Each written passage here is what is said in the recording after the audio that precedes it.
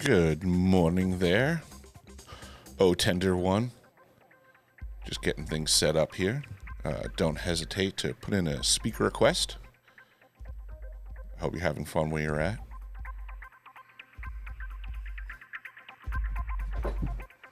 Breakdown hook.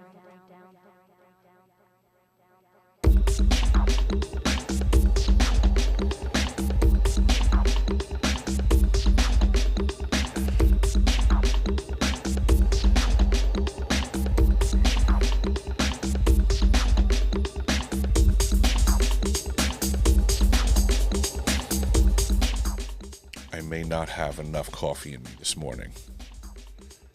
Are you up early or up late today, Carlos?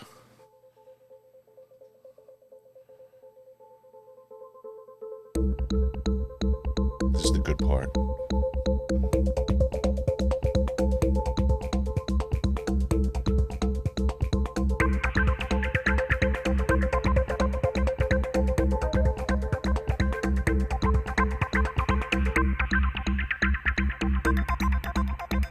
Breakdown hook.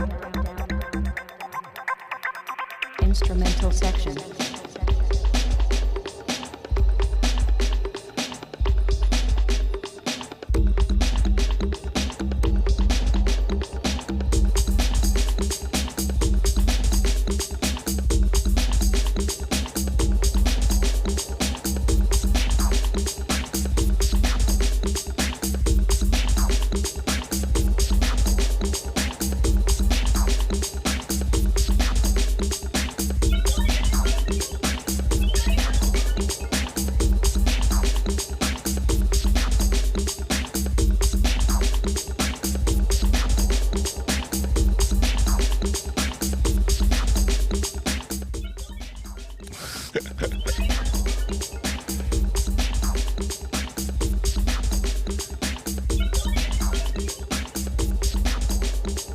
Breakdown hook. Breakdown section. Instrumental section.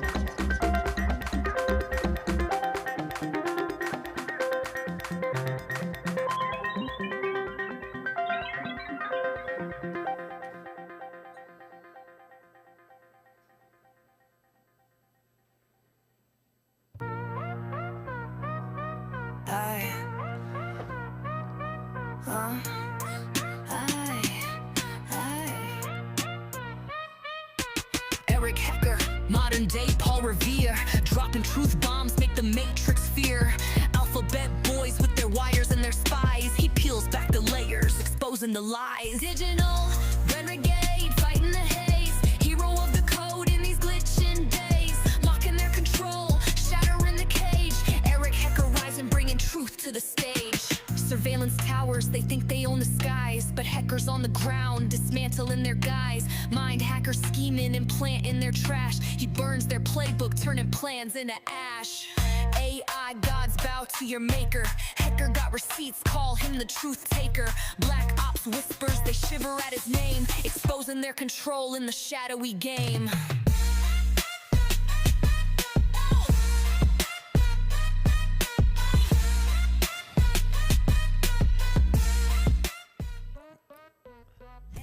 Good morning there, Sarah. Just getting things warmed up here. Looks like we're slow rolling with folks coming in.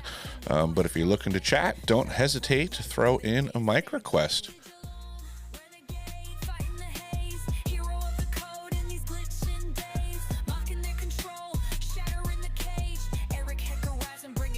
to the stage.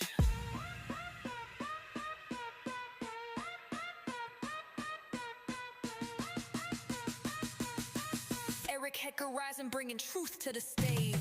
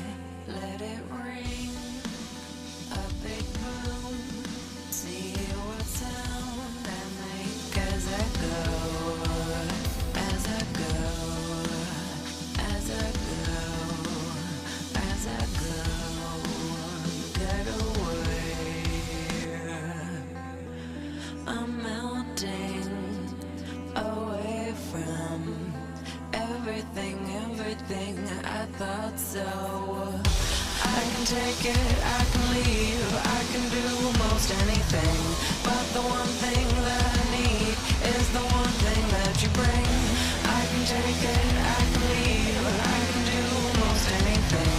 But the one thing that I need is the one thing that you bring.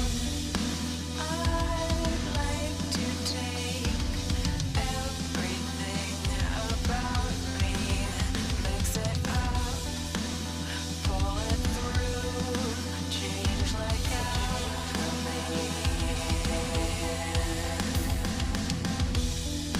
I'd like to make everybody happy, but I can't, 'cause they won't, so what do I do? What do I'm melting away from everything I thought so. I can take it, I can leave, I can do most anything. But the one thing that I need is the one thing that you bring. I can take it, I can leave, I can do most anything. But the one thing that I need is the one thing that you bring.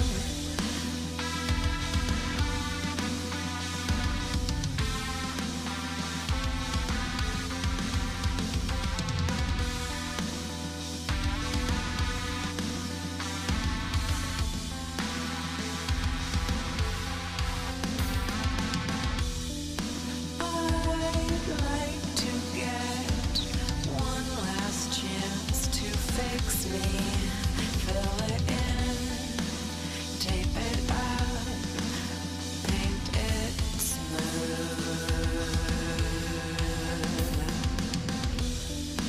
I'd like to get one last glance around me, drink it in, soak it up, then cut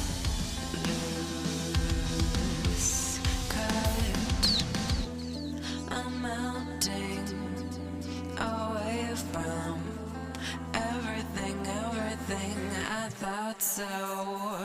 I can take it, I can leave, I can do most anything. But the one thing that I need is the one thing that you bring. I can take Good morning there, Mr. Data. Just getting things warmed up here.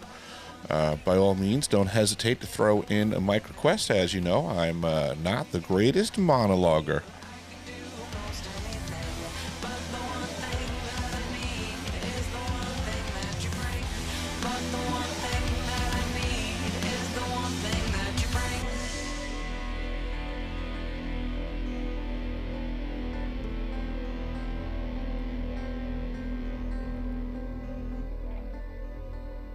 my goodness, that's like right on cue as you're coming in as the song faded out, like naturally. Yeah, I'm good like that. Nice. Skills to pay the bills.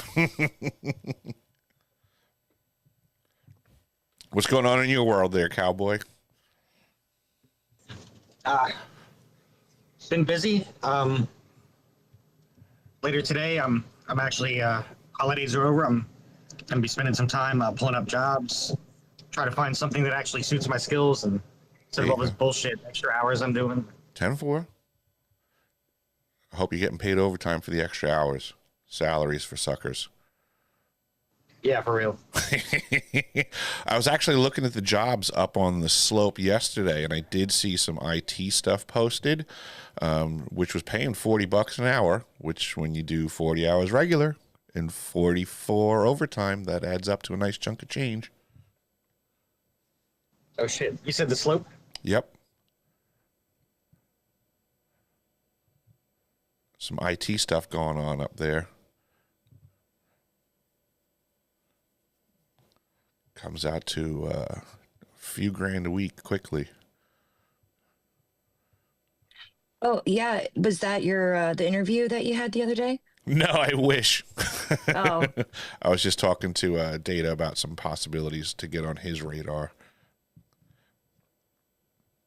did your interview go well though the other day? Yeah, my interview went well, but it's for an underemployment position, I guess you would say. So, yeah, knock Yeah. on wood. I'll take what I can get, but I would like something much better. Absolutely. I mean, that's what I did. Yeah. You know, like I'm working a shit job. Like, you do what you got to do for a little bit. Oh, totally. I mean, I'm game. Like life is life, but it is frustrating being an underemployed whistleblower because I had big dreams of accomplishing more before Nancy Mace got me fired. Fucking Nancy. Oh, she pisses me off. Her, Burleson, the whole fake actors trying to get us the truth to UFOs. It's like, just open up the files the government has. Stop pretending like they don't exist. Yeah, I just don't understand. Like we all know you guys have the patents for all of it. We know it. Like what the fuck? Well, the contractors have it, but at the very least, the government could express their engagement with the contractors and then kind of force the contractors' hand to, I don't know, stop like monopolizing the technology so that we can all be better off for it. Yeah, that does sound really like a good idea. Who was that dude that spoke saying something about the technologies that exist, that we already have the ability to fly anywhere in the world in an hour? It was Ben Rich or More recent. yes. It was someone more recent. Oh. Yeah, it was someone. Shit. Yeah, this was like within the last year. Some dude got on mic and made this statement. Oh, I know what you're talking about. Yeah, the guy on Trump's administration that was just like, yeah. Yeah, he said something about we have technology to like warp space time or whatever, and Time and space. yeah, Yeah, I think that was on an official White House website, the time and space thing. yeah, and then, like to me, the whole like 1 hour travel.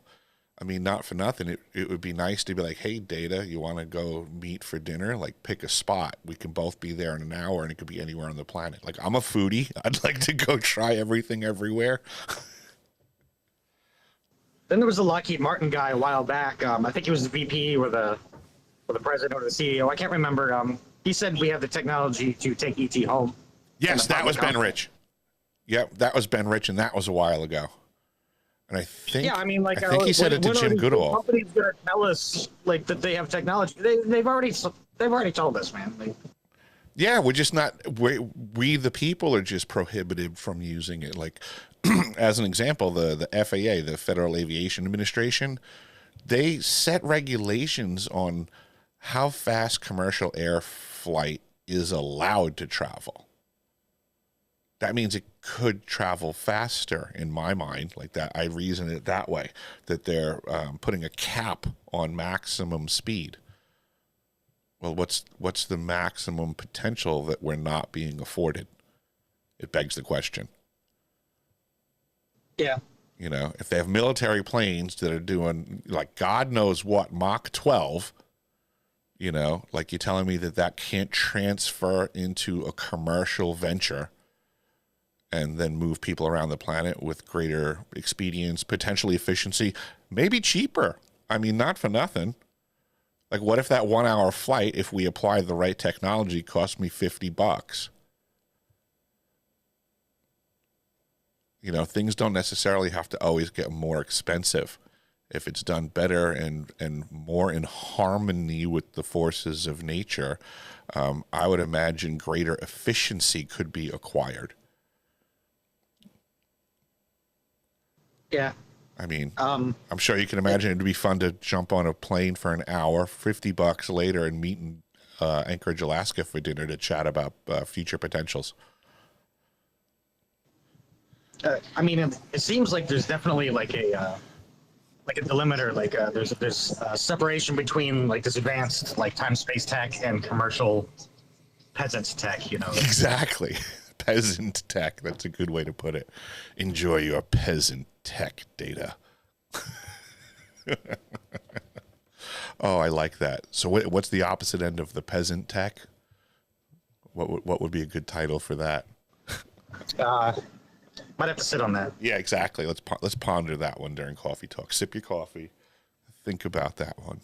We have peasant tech versus. That was one of the things I remember as a tradesman. Just, I mean, this is back in the late 90s, early 2000s. Like, I remember the really rich people having like ridiculously small cameras. So like, like your light switch on the wall, there's the trim plate that goes over that has the two teeny little screws in it that holds the plate on. I was in homes back then where one of the screws was replaced, and in that teeny little position was a security camera. And rich people had their homes wired this way. So that was available to them back then. And, do poor people, is that now available to the peasants? No. So that's still how far ahead of the curve the rich people are, is that there's tech that was available to them way back when, and people nowadays don't even have access to it still.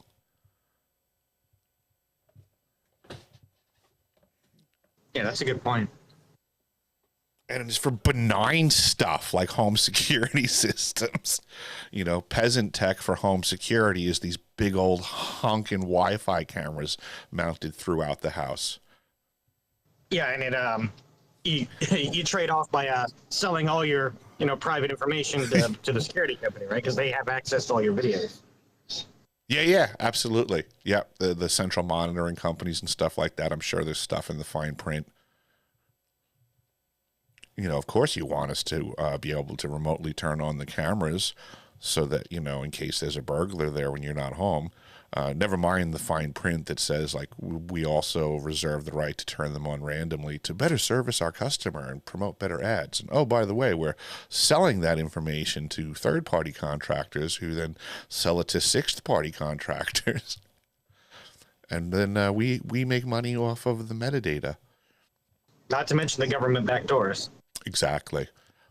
One of the weirdest things, so there was a time period that I was working for Subway Corporation of Alaska up here, like the sandwich shop, right? The Sandwich Corporation, Subway. Yeah. And Data, I'm going to be honest with you. I thought it was the weirdest thing, doing maintenance, full access to the facilities. And I was noticing that all of these stores that I was going into, like, had almost no sandwich sales. Like, you got this whole storefront. I'm talking about, like, I would be surprised if some of these locations sold 30 sandwiches in a day. But what I did notice was the savage amount of cameras everywhere in the store. And I started to wonder, I'm like, are they not making money off the sandwiches? Is it something more to do with the data they're collecting off of these copious amounts of cameras in the facility? That's interesting. Right?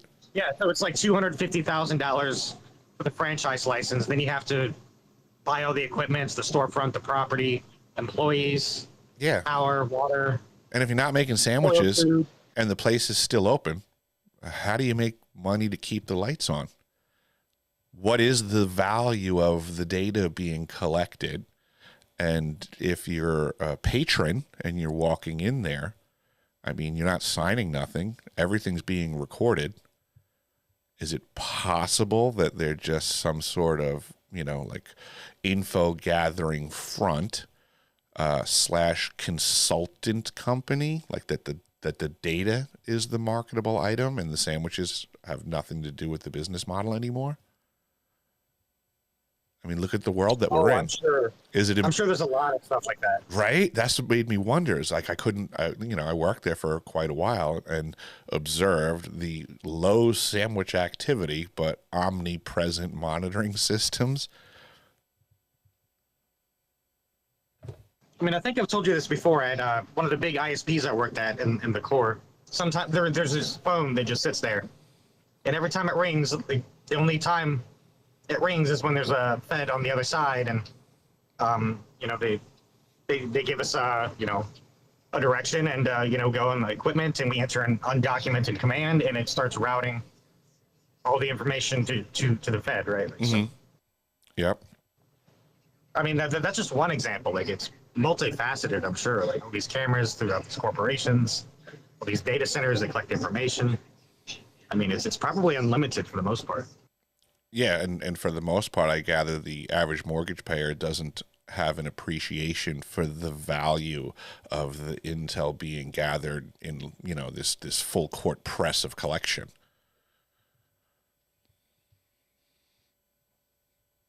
Yeah, I mean, China, it's more obvious, right? They're open about it, but where it's like here, it's like, oh, it's not happening, it's happening. Yeah, and to me, I could think of so many different dynamics where people may engage the Subway Corporation to, run stuff through tech, check the response. I mean, it could be that some company is just like, you know what, I know you guys don't sell that many sandwiches, but that actually makes it easier for us. So we're going to do a test, and we're gonna blanket an area with some ads and see how many people we can get walk in the door. We can confirm it with cameras. We're getting biodigital feedback from people accessing their phone. Then when they walk into the store, we're tracking it through the towers. Then we can get an image of their face walking through the door. I mean, there's a lot of possibilities here. It can almost be like I don't want to say a way of forcing people's hands into a collection system that they don't even realize they're involved with. Yep. And I mean, once they know who you are and your cell phone and all that, they can also track where you've been and oh, the people totally. you hang out with. Yes. All kinds of stuff. I've known that decades ago. Like I've been kind of on to this whole idea that phones aren't our friends for a really long time, and it just became obvious to me that every person that my phone was in proximity to their phone also started acting as weird as mine did. And this was a while ago. Sorry, my coffee just finished brewing, so. Oh, gotta have priorities. This is Coffee Talk.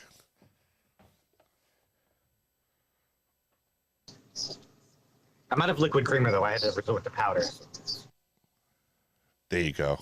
Getting fancy. I think I may have to brew another pot myself. My roommate got up early and dipped into it, so I'm a little low. I don't blame him. Yep. Oh, he's a she. Not a they or them one either. A legitimate. I don't blame her. The feminine form of roommate. That's not bad if you have the right female friend. Like, oh, absolutely. Yeah, I'm partial towards that versus dudes. Dudes are savages and a-holes. I've never disagreed with chicks when we're like, guys are assholes. I'm like, yeah, you're right. yeah, we are. Sure. You should be a lesbian. You'll have a better life. Dudes are assholes.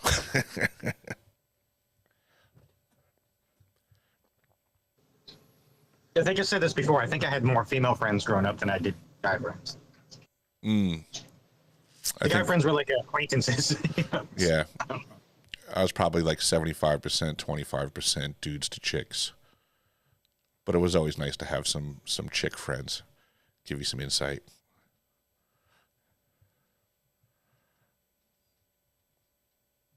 And chicks make better wingmen, wing women.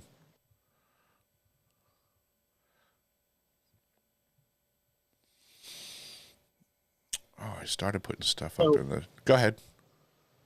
Oh, so what's your views on the current drama that's going on?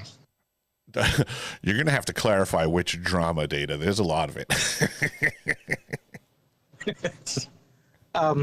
Maybe from a general perspective, yeah, because you're right, there is a lot. From a general perspective, I find it to be contrived at this point. I think there's a big fake feud. I think a lot of people have no idea how COINTELPRO works. The whole bickering on any drama topic is contrived to keep people in a constant state of argument, a constant state of division, a constant state of choosing sides, and a constant state of not engaging the topic that both sides are claiming to be striving for the truth in that regard.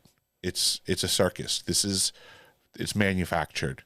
And it can be done, and I know a lot of people throw at my feet, like as if, how do I put this? A lot of people will accuse me of accusing the two fighting factions of colluding with each other directly, and I'm making no such claim. It's extremely plausible that both sides are acting of what they believe is their own free will and accord, but being manipulated and handled by layers. So there could be like 6 degrees of separation between the two sides that are fake feuding. So imagine there's like Team A and Team B, right? The feuders. They're feuding. Team A hates Team B and vice versa. Well, Team A has handler Team A. Team B has handler crew for Team B. The handler crews still may not engage each other directly. So degrees of separation, right? Then the handler teams may have guys above them that are operations managers of different teams of handlers on different sides of different debates. Handler A and handler B for feud team A and feud team B can be running multiple feud teams. So you have your handlers controlling a lot of feuders, and then the handlers report to feud management, operation management team, right? And then it goes up at some point to a singular desk where the term COINTELPRO would be applied, where it's eventually gets to one desk where they're just simply orchestrating the feuds. And this is, by definition, what COINTELPRO did for many decades.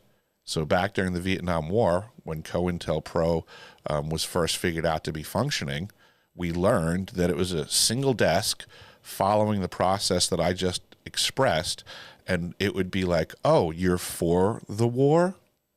We're going to send folks in there. Oh, you're against the war? We're going to send folks in there too.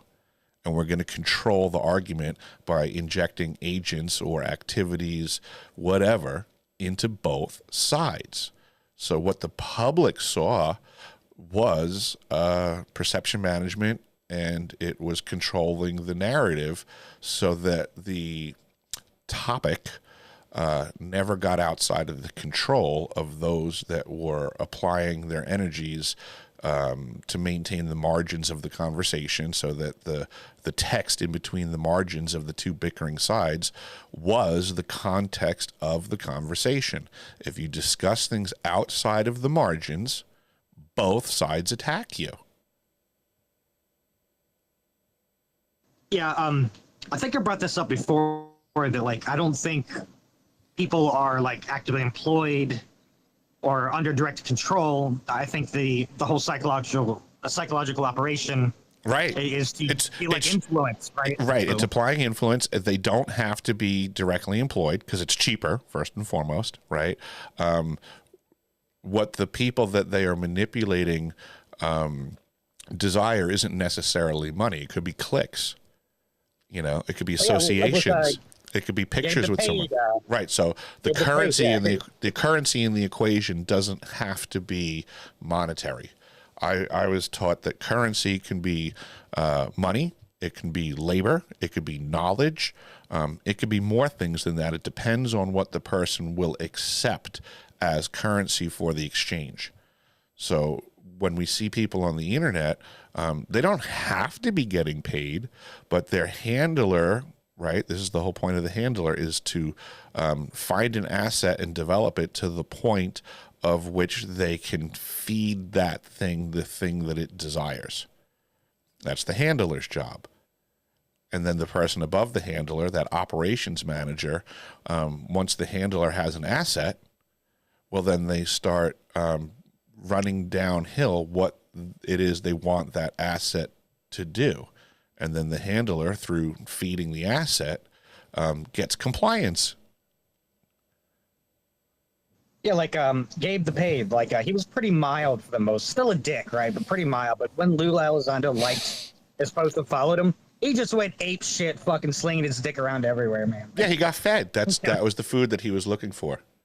So his handler, probably, directed that situation to occur so that now their asset has been developed. He's been fed, his belly's full, and he's moving forward on the mission.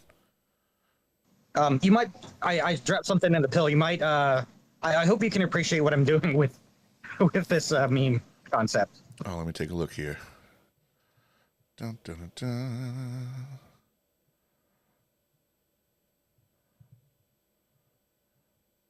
Yeah, I can follow that.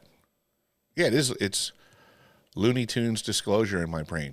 Yeah, like one of the things that I've said is that, I jumped into the X community, X spaces, and tried to, sit at the table of disclosure, so to say, and find out the value of the people that I was engaged with. And then what I learned was, for the most part, I had apparently grabbed an empty seat at, like, I think of it like the Thanksgiving Day table, right? I grabbed a seat at the kids' side of the table unknowingly. That's all. I sat down and I found out that there's a whole bunch of kids bickering about a topic, and I removed myself from the kids' side of the table and tried to find less of a Looney Tunes conversation in regards to disclosure, because it appears to be contrived fake feuding. And whether and don't get me wrong, it's completely possible that these people don't realize they're being manipulated, that they don't see the machinations of perception management being wielded on them. Yeah, I don't want Acme disclosure personally. I want real disclosure. Yeah, I think unfortunately for the people caught up in the mix, there's a term that's used with great regularity: useful idiots.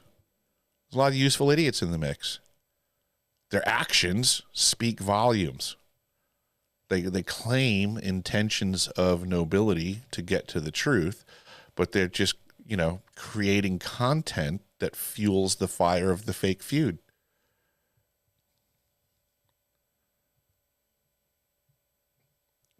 To me, it's very observable. I mean, we're getting close. I think last April was when I first jumped on X Spaces. So I haven't even been in X Spaces for a year. And what I can honestly assess is that they've gained zero ground. A lot of airing of dirty laundry, a lot of name calling, a lot of drama, like you mentioned before. But have they gotten any closer to the truth? Or do they just keep bickering about unsubstantiated speculations having value? Oh, this whistleblower said this, and he said that he's going to release this. Well, it's getting close to a year. I haven't seen any actionable intelligence. Yeah, and I don't think Lou's been in a skiff even after his skiff flew. And how long ago was that? Who knows? Yeah, I mean, Lou's part of the fake feud. He's part of the narrative control. He's a known, counter intel, espionage, whatever the words were that he used in that video, where he himself said, I'm here to, tear down, UFO disclosure. That's not what I do. I'm not into UFOs. I'm a counter intel type guy. So, I mean, I wish you were a couple days ago. I went to Mike Disclosure's space. It was him and Darren, and I got up and I was super polite, right? Like, I'm not trying to get clipped and stir up bullshit. Mike Disclosure was talking with Darren. You talking about Reverend Darren Reed, that guy? Yeah. So I just popped in. I shared his space. I popped in and I was just talking to him a little bit. And he asked me about Lou. He's like, "Are you telling me that the Tupa crew has not changed their mind about Lou Elizondo?" I'm like, no, Lou discredited himself. Like the fake pictures and the way he acts. Like, I see it. I don't need those guys to show it to me. I know he's a fucking fraud. Like, yeah, and that sounds very tactical as they try to, it's almost like character assassination on your part for bringing up Lou by trying to associate you with one of the other side margins so that they can, question the veracity of your statements and intentions. It's to me, obviously tactical activities. Yeah, and again, I was super polite. I thanked him for letting me up and, told him to have a good day, and then I left. Mm-hmm. But I wanted to speak to him directly. I wanted to, because live conversations are different than like hearing a recording. It's more real. Like you can kind of get that direct feedback. Yeah, I mean, it's always great to speak with people directly, for sure. But yeah, it's Mike, have you ever listened to his spaces? It just sounds so scripted. It's like he's not even good at like reading a teleprompter. I think I've only listened to him speak one time, and I was all up in the comments with criticisms, if I remember correctly. I was not a fan of what I was hearing. Yeah. It just seems like a constructed person. It's not a real person. Right. And it's even funny that he wears like the anonymous mask, which he's wearing a mask on his PFP, right? Like that's fake person mask, right? Like it's almost like it's, what's the word I'm looking for? Well, that one does crack me up, Data, because I'm someone who's very open about who I am, use my real picture, and I have to admit, it sounds funny when you're making such a criticism when you don't have your real face or name either. Well, I posted some of my pics. It's just fair enough, but you know what I'm saying. It's just not slamming you, but to me, it holds more weight when someone like myself or like we see Gene over there. Like these are legit images, legit names, and yes, I do agree that I should say I do feel that this is part of where the community is floundering by having an inability to prioritize stuff, right? Like I look at Gene over there and right off the bat, I'm like, well, he's more bold than people that hide behind a fake face and a fake name. He's putting information out there and he's standing behind it technically with everything that he can. So if he was saying something and somebody was speaking against him and that other person had a fake name and a fake image, I mean, right off the bat, to me, more weight goes to the legitimate person, and how the community can't function that way makes me laugh and think that people are retarded. Oh, you didn't know me on my other account. I did not. So on my other account, I posted a lot of my music. Mm-hmm. My name was plastered all over my old posts. Mm-hmm. And when I started interacting with the UFO community, somebody went through like the thousands and thousands and thousands of posts I had, found my real name, shared it. Mm-hmm. That wasn't long after that I got mass reported, and then my other social media accounts started getting like attacked, like hack attempts. So on this one, I'm not trying to share my name for that reason. Well, then they won that fight against you. Yeah, I get They it. accomplished exactly what they wanted to accomplish, because they want people to hide in the shadows and not be legit and not be bold, technically, like Gene and I are doing. that's a win for them. Yeah. I mean, lately I'm a little less worried about it because it all looks like it's like I'm at a play, you know, like I'm watching. Oh, totally. You know, Absolutely. so It's like, it's a scripted act. They have bad actors, and they just keep it's stagecraft. They keep rearranging the scenery on the stage, bringing in Act 2, Act 3, Act 4. To me, it's very observable. But we got Gene here with his hand up. Come on in, Mr. Gene. Hey, good morning. Happy coffee talk to everybody. Whoop, whoop. Wonderful discussion. And thank you for your kind and generous words. I appreciate that. It's interesting because over the last few days, I've actually been exploring this topic and trying to break down the tribes and the tribalism. What are all the interests of all of the different parties that all fall under the UAP UFO landscape, and what some of the psychology and drivers behind all of it. So I often most shows, since they interviewed me on Disclosure Tonight with Mike Disclosure and Tom Fessler, I'm on there all the time. I enjoy it. I enjoy the people who are on there. I enjoy the conversations. They as well have been very gracious and generous with, airtime for me and the work that I'm doing. But yes, I've also intentionally sidestepped the drama, part of it. Number Right. one, I'm not involved in so much as I don't know the whole history. I get bits and pieces of the history. It all seems very personal. And to your point about the transparency of names and across the board, I'm with you 100%. I did this in this way because it was like, well, if I believe what I'm saying, then I've got to be ready to stand up and put name and all the rest of it out there. But in the same token, there's a lot of times where I just don't engage with things because I can't take the avatar seriously. Right. Of what's being put out there. And though I try to I'll still follow, I'll still listen, because I've said it before, all information is valuable, all information is insightful. So to just discount or to just block people or whatever, I want to hear it all and then discern through it myself.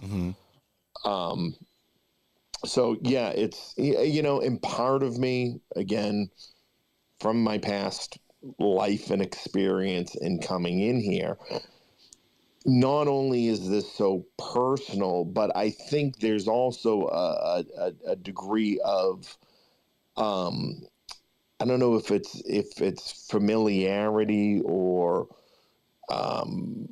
people, and this is across the board, people trying to make themselves more important or more connected to the inside than they actually are.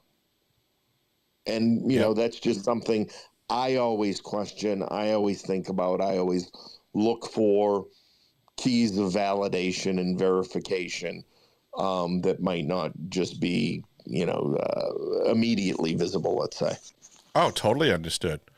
I think when it comes to the avatars and PFPs and stuff, and I'm sure you can appreciate that avenue is ripe for being full of the problem players. Yeah, and I've had I posted something tongue in cheek, against Corbell and Knapp or about Corbell and Knapp, who I don't have any love lost for. And one of these, burner accounts that's associated with a marketing firm that I know they're somehow tied in with, gets on there, and they start the thing of, oh, you're a grifter, that I'm a grifter. And I wrote back, before I essentially, I think I blocked them, because I'm like, I will remove accounts that I've determined are just burner accounts, monitoring accounts, and things like that. But, I thought it was very rich that this, media account, who followed all of 6 accounts and did nothing for the last 2 years, but, repost other things and shit on anybody who wasn't Corbell or Knapp. I found it very rich that they would throw out "you're a grifter" in defense of an account of people who sell books, T-shirts, coffee mugs, except what are they, super chats. Yep. Look for that has an entire business ecosystem around them that collects royalties from their documentaries and their films and all the rest of it. And you're defending them by calling somebody who has one book, which is actually free, on the PDF version. So it's or on the the flipbook version, that all the pages are individually made available for people to download, to do all of that. And it's just, if you want a PDF copy with the translation, or you want a hard copy, for your bookshelf, then that I sell. But I'm the grifter. Oh, you're trying to collect money for the hard copy, Gene? You're not a independently wealthy philanthropist that's loading up people's bookshelves for them? Well, as just maintaining web. I think the flip book, the PDF flip book, to have, unlimited views and just keep it open and accessible, that in and of itself is $300 a month. Yeah. Oh, totally understood. Yeah. I mean, I get it. I know it costs money. And at $4 profit per hard copy. Yeah, I've been funding my website for years at my own expense, so I totally appreciate that. Yeah. And then when it comes to people calling you a grifter and stuff like that for the situation as you expressed, it makes me laugh, because I just think of the old saying, people who live in glass houses. Yeah. No, and that's why I say there's always a balance between, because again, well, why don't you just make the whole PDF available? You know why? Because then everybody downloads it and nobody engages with it. Right. So, it's that old thing of people value things that they have paid for, or the things that are just given to them. They spend more time with it and try to get more use out of it. So that's sort of, I wanted it to, half be taken seriously. Totally understood. Yeah. I mean, technically I could go into my website right now. I think I have 2 videos on there that I ask $5 for. And it was because I went to Australia. It cost me thousands of dollars to go there to speak publicly, to get the things recorded, so to say. So, yeah, you know what? I'm going to try to recoup my money on those ones. But regardless, no one's buying them anyway. I could, the rest of the website is available for free for everybody to access, to take a look at, to download the archive section, whatever they want to do. I could flip switches tomorrow and make everything pay to play, but then everyone would call me a grifter. Yeah. But I think, overall this, the tribalism and the, competing ideas on how to get to the same result.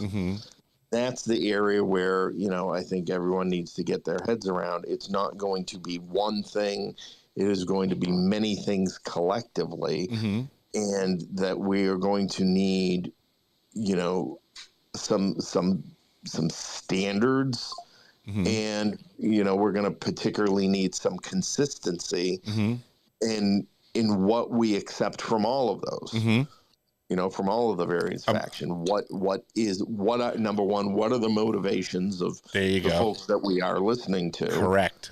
And then actions speak louder than words in that regard.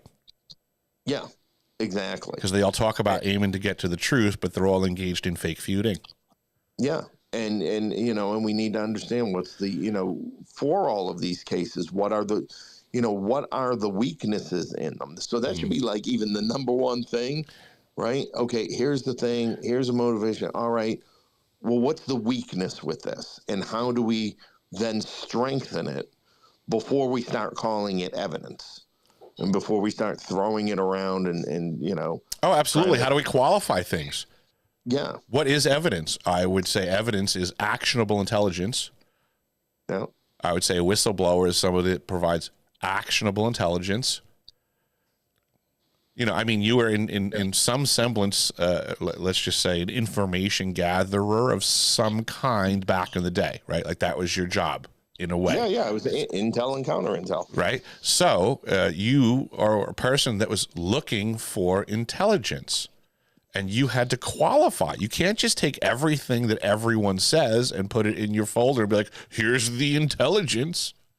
Right. You have to. You have to at some point look at. You have to look at certain people and be like, "This person keeps bringing me shit." Yes. Right. So that's what I look at the whistleblower community, because everybody just keeps taking their intelligence and putting it in their intelligence folder because the person's being presented as a whistleblower. But it's like, no. If they keep bringing shit intel, there's a fucking problem.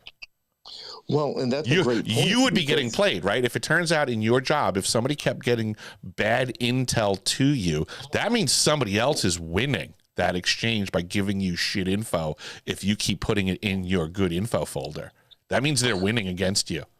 Right. And it doesn't mean you cut them off. Understood. Because they might be part of, the opposition, let's say. Right. It means you track them down as agents, bad actors, and you find out who they're functioning for. But what you don't do is necessarily start giving credence to all of their shit intel.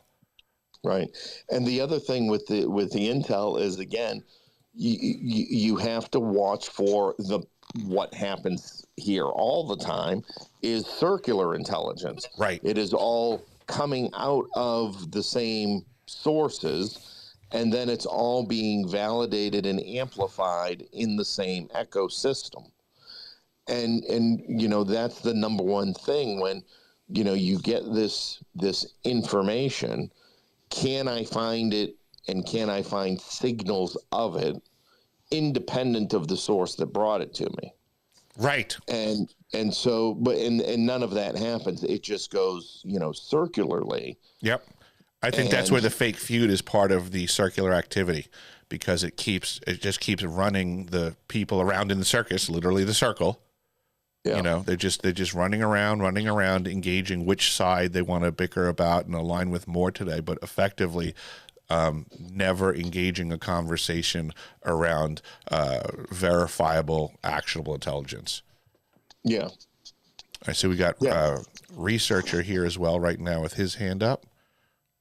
Researcher Stofe, come on in, sir.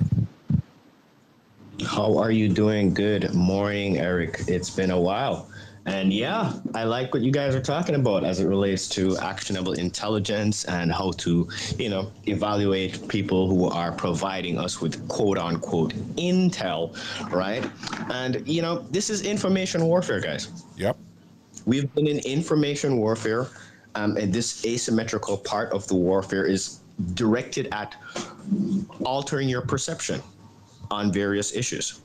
So, well, Eric, I actually don't have a lot of time. I'm probably going to go into listening mode after this because I'm heading out on the road, but I just come up. Thanks to come up when you guys were talking. This was great conversation. I really loved your response. But here's my last take, right? Guys, encourage critical thinking.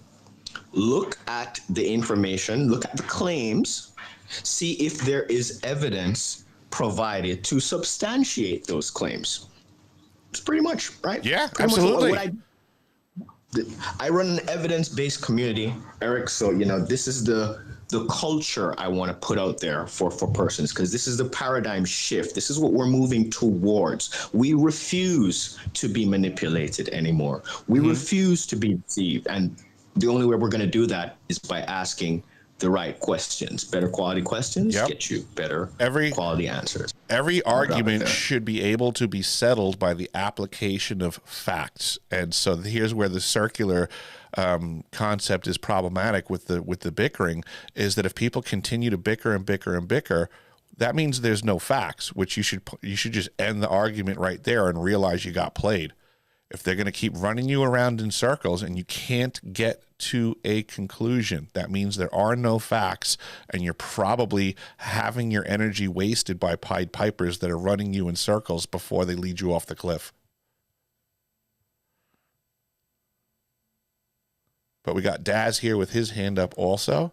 So come on in there, Mr. Daz.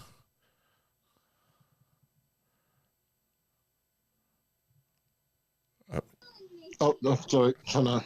I figured you might have had your mouth full of some pepper pot soup or stew. No, it's a bit of hard dough bread and some rice and chicken. Researching all about hard dough bread being Jamaican and that. But for me, I wanted to just utilize you as the kind of mentor that you have become for me, right? And if people start posting slanderous things about you, like Jonathan Seamus now calling me intel and a sociopath, do I ignore or do I protect myself? Oh, you know what I do currently, Daz? My current modus operandi is I share a link to my website and make no other statement. That's it. And now I make them my useful idiot. Somebody makes a pejorative statement about me, makes a public post about how Hecker's an idiot, Hecker's a blah, blah, blah, blah, blah. You know what they get from me? They get a link to my website. And then I hope they continue doing that, because now they're on my marketing team. That's hilarious. That's what, I needed to ask him, because Daz's first point of call would be to either go ballistic on the post or maybe open up a space, and I just don't want to degrade myself, right? Because now that's what these people want. They're bad actors. Their activities are contrived, whether through themselves or through someone else, but they're looking to corral you into the fake feud. So don't engage and make them your useful idiots. Post a link to your content and walk away. They're providing a billboard space for you. Fill it in with something that's advantageous to you. Post a link to your next space that you're hosting, right? They say something bad, post a link to the next space you're hosting. I've got one scheduled for Friday. Maybe that's what I will do. That's actually really wise. Thank you, Eric. You got it. Yeah, these are empowering positions, Daz. You're gonna learn. You'll see. It's when it comes to mental combat, it's easy to knock down a fool. Hey, Des, were you in the space when Gabe was in there throwing his dick around, and I just literally ignored him? I didn't respond to a damn thing he said. I just started talking to other people directly. Was this yesterday, Data? A couple days ago or so. I mean, that one's blocked me now, so it feels like they're all starting to attack in their own ways, which is interesting. But no, I haven't seen him since he was in my space on Saturday, and Eric had to give me that virtual slap because he started to stink up the stage, and Eric was like, time to take out the trash. And he's blocked me since then, Eric. Of course he did, but that's a blessing for you. I know researchers said that he was going down, but it looks like there's a hand up. I'm not sure if it's a shadow hand or not, but researcher, you are welcome to speak if that's what you were looking for.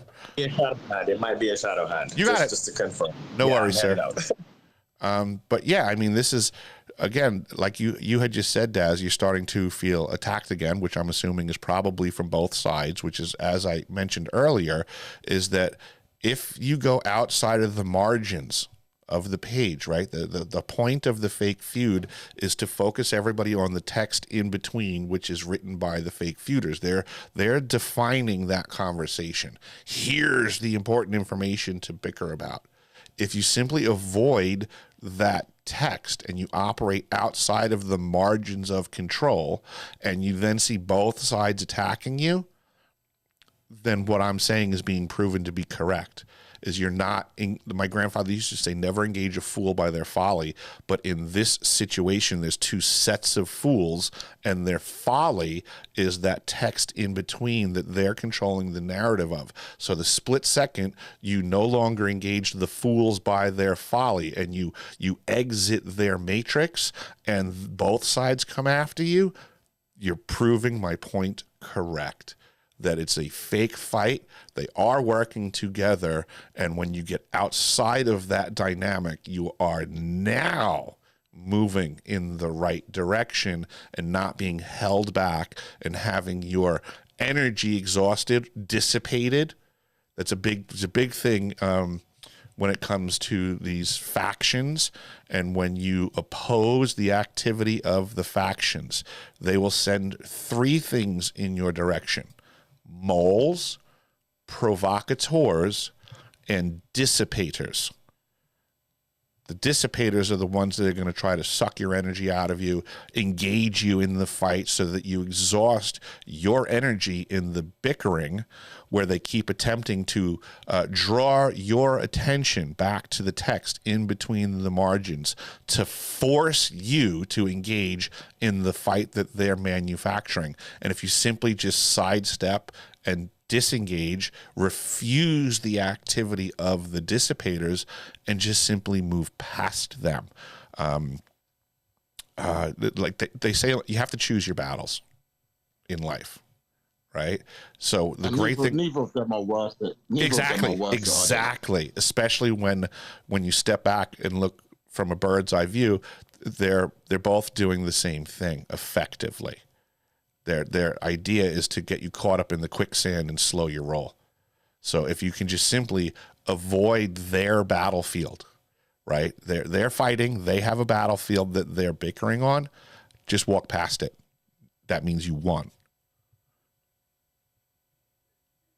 They can fight it out in their fake little battlefield, and see who's the victor of the shit information.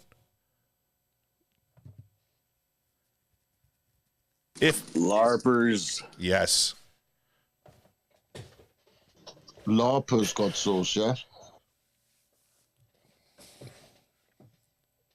It's like the guys with foam swords and stuff, man. Exactly. You know, I don't mind LARPers, but they need to put it in the title of their space. Like, this is a live action role play. None of this information is real. We're pretending we had aliens, blah, blah, blah. That would be fine. But out here pretending like their LARPing is real, that's irritating. Absolutely. They're pretending they're not LARPing. They're pretending they're targeting the truth. They're pretending that they're researchers. They're pretending that they're content creators engaging the debate of the truth. And they both play victims as well, Eric, absolutely. Yes. This is why weaponized empathy. That's what you said. Right. Exactly. It's on a community level, so that the community now has to decide which one's more victimized by the other side. And the other aspect I love is that they try to play intel analysis, counter intel analysis, which I just sit and I listen in because again, it is more than entertaining. And they're both doing the same thing to each other. So to point fingers and be like, this one's doing, it's like watching your kids fight in the living room. Daddy, you know what she did to me? Oh, but you know what she did to me? Like, it's ridiculous. Both of them need a spanking. Well, that makes a good point because, you know, if you've ever had a sibling, they do something wrong to you, you begin to get upset about it. They run to mom and say that you started it, right? Totally. every time. Yep. This is what I was saying before. I feel like when I showed up to the X Spaces community on the topic of disclosure, I inadvertently wound up finding myself sitting at the kids' table. So I'm watching all the kids bicker about who knows more. So I just simply, I've removed myself from the kids' table. They can bicker all they want. We all know how that's going to go. It's never going to bear fruit. They're going to be like children. They're going to function like children. They're going to act like children. They're going to constantly look to the adults for the truth, but then bicker like children. Are there any aspects of the UFO community on X that you see has promise, Eric? Are there any aspects of the UFO community on X that I see has promise? I mean, just the toolkit itself. I mean, I'm here using X Spaces because I believe in the tools. My gripe is with the people that are pretending to be craftsmen under the false pretense of using the tools to create something good. So I guess I respect the toolkit, but I'm throwing stones at what I would say are wannabe craftsmen, posers. I mean, that was a term I grew up with in my youth. Was a poser. You know, dude that's got a skateboard and he's got the cool hat and all the gear, but he can't do one fucking trick. He's a fucking poser, pretending. So this is what I see in the community, is that there's people that have the tools and the gear and they're posing to be one thing, but they can't do it.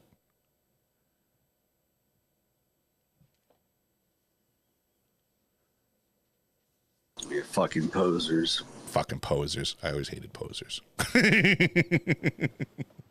Real quick, Eric. I actually just put up my hand for something, but Go I for put it. down real quick. So, have you streamed the presentation that you did with Penny Bradley and the Adam Q&A after talk that you guys had? Have you streamed that for this community here? Because I mean, you're building an awesome community here, bro. I don't think that I streamed that one. That's a blast from the past, researcher. Wow.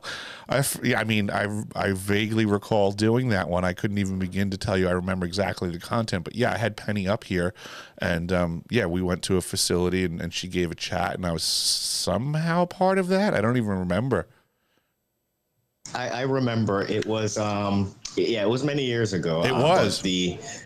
It started off with Sonora Aero Club, right? Just jogging your memory. And it ended with Penny Bradley's slide, the one that shows the groups the non-human groups that some of the agencies are interfacing with, right? That was like at the top, and then you had like a network map of like some of there was like the Labyrinth group was mentioned on it, and all that stuff. Penny's a fountain of information for sure. I gather, I'm assuming that one's probably on my YouTube page just because of how long ago it was. So I started putting content out on YouTube.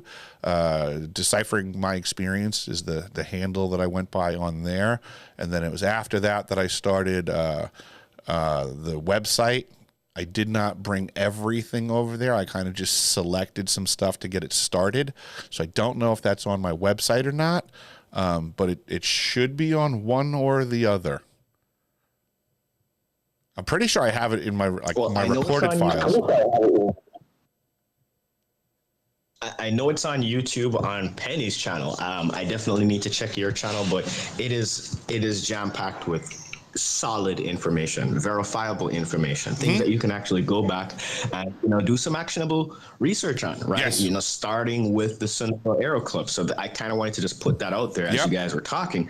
But Eric, it's been a pleasure, sir. I'm gonna head out right now, but you got it. Good hearing from you, man. Absolutely. And then in regards to the Sonora Aero Club, in regards to actionable intelligence and cross-referencing information, there's other researchers that can corroborate what Penny said when she came up here, and that would be Walter Bosley and Joseph P. Farrell. Also dark journalist. So there are actual people out there doing good research, connecting the dots, which is why I get frustrated that the community claiming to be trying to get to the truth somehow can't seem to find the massive avenues that are being built towards the truth, but is instead, getting, street fighting by the curb constantly and gaining no ground. Well, my last comment here, I think the community has been compromised. We know this, right? Oh, yeah. You saw what they did with Age of Disclosure movie, right? With all of these Age of Deception, CIA, exactly, right? So they're trying to control the UFO narrative. I actually agree 100% with Dark Journalist on that particular subject. I think that they're trying to get a handle on it because a lot is coming out. I think we're going to see a lot more information this year. We're going to see advances in technology, a lot of stuff, and they kind of want to get out there in front of this narrative. But I don't think it's going to work. That's my take. Guys, do not take Age of Disclosure seriously. It's a CIA operation trying to control the UFO narrative. That's my last comment. I'm going to head out now, Eric. Thank you got it. Have an excellent day, sir. Hey, so I got this stuff. Coffee, I hope. Got the stuff. Well, I got coffee, sure. But I actually checked out Notebook LM yesterday. I'm not concerned with language models. We're having a perfectly good conversation about actionable intelligence, God sauce. Don't do that, please. He doesn't like AI.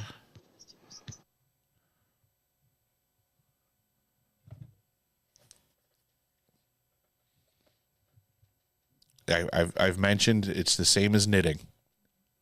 If you are into knitting, I've communicated it's not a topic I care about. If we're having other conversations and you bring up knitting, I'm going to say, why did you do that?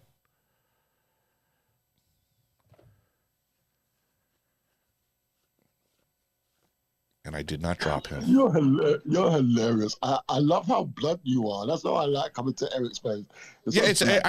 Daz, I'm a straight shooter, right? I got no problem. Right, you're a gay dude. I got no problem with you being gay. Not a problem at all. It's not a topic of interest to me. If every time you came into my space, you were like, hey, let me tell you about the gay club I went to the other night, I'd be like, Daz, why are you doing that? It means nothing to me. It to me is peculiar activity to keep bringing up a topic that I keep saying I'm not interested in. I tell God sauce this all the time. I support what people do when they're doing it, right? I'm not against you being gay. But I don't need that in my conversation. It's what the fuck? I have to engage everyone's fucking topic? Hey, that's your jam. Now it's got to be my jam. Oh, well, I guess I'm not into it because I never kissed a dude, so therefore I'm the fucking douchebag, right? Come on.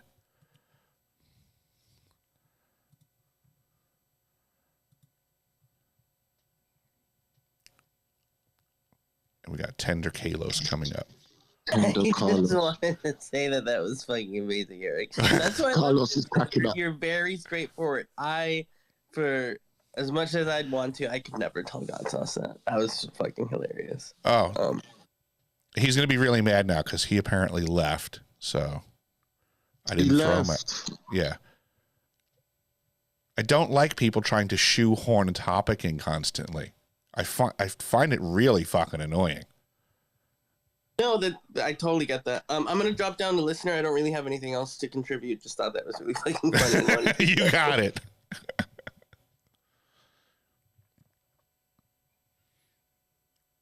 Yeah. See. So now look what happens. Do you find it's kind of like? Go ahead. What now? People are talking about it. I was just gonna say, in a more general sense, is it like when people do that? Do you feel as a host that they're kind of hijacking your conversation?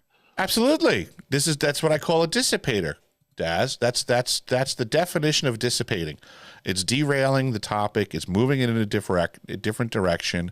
It's something that we have observed here. If you've been in my spaces a bunch, it's how people derail a perfectly good conversation. I would say in the grand scheme of the big conversation of disclosure, I would say that's what the whole purpose of Flat Earth was.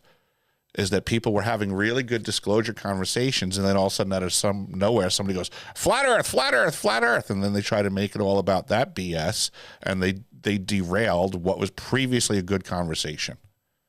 It's tactical. It's a narrative war. Yep, InfoWars, 1,000%. We got Wolf here with his hand up. Good morning, Mr. Wolf. Good morning, folks. I heard the word disclosure used, and it makes me wonder if folks, before they talk about government power and overreach and classified information, if they've refreshed the last century and a half of history and major events of the West.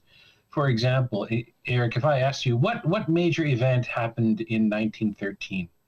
Oh, the Federal Reserve was forced upon us. Okay, and what happened in 1933? Ooh. The gold was seized in the U.S. Got you. I wasn't necessarily familiar with the year, but yeah. And then what happened? I think it was, what year was Kennedy coup? 63? What happened in 63? Kennedy's coup. Kennedy was shot on his way to speak with Lloyd Berkner, but nobody's ever allowed to ask who Lloyd Berkner is. Okay, and then in 1971, what happened then? Was that Nixon with the gold standard? Yes, okay.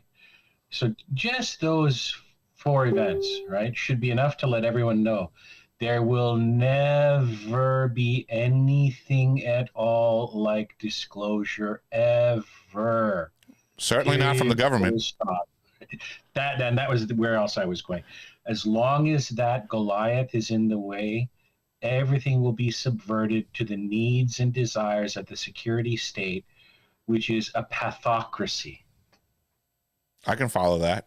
Pathocracy? What does pathocracy mean, Wolf? Wolf's word of the day. We get this every day, Daz. It comes from a book called Political Ponerology, Ponerology, Ponerology, the study of evil. It was written by a Polish psychiatrist named Andrew Lubachevsky, and a pathocrat. You've heard of an autocrat. Well, pathocracy, a pathocrat.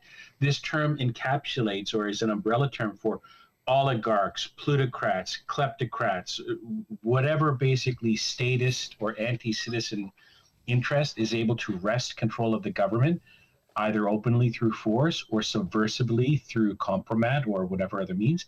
That essentially is a pathocracy. It's basically when Tony Soprano, right, a genius IQ level Tony Soprano, takes over your government for he and his boys. And then once that strong leader is gone, all the other factions vie for power, and you have the modern world of power cartels everywhere. It's a default human mode. Wow, thank you for that. Oh my God, what a mind. I'm just a schlub from Canada, and I've got a middling IQ at best. Wolf, would you include Russia as a pathocracy now? Of course, the Jewish mafia in Russia. Holy fuck! People don't understand that the religious supremacist Jews of of World War II, and I don't mean all Jews everywhere. I'm very specifically talking about religious supremacist Jews, right, who had a predisposition to follow into the Jakob Frank or Sabbatean flavor of esotericism, right? And because esotericism, your wife, Jean, could tell you, runs all through the Orthodox Church. It is one of the most mystical, esoteric branches of Christianity there is. That is matched in Judaism. It's matched in Buddhism. It's matched in Taoism and Confucianism. Why? Because human beings are the shared fundamental substrate, and human beings are social, status-seeking, hierarchy-based animals, and it's going to express itself fractally in all aspects of culture. So yes, definitely. Anywhere there is a mixture of old money, quiet money, right, new money, and then whatever organized criminal element can subvert all of the public-facing activities, you're going to find pathocrats or pathocracy. Wolf, what was that statement that you made about, you said humans are social, what was that? We are social, status-seeking, hierarchical creatures, just like monkeys. We are primates. And that People- apparently existed before social media.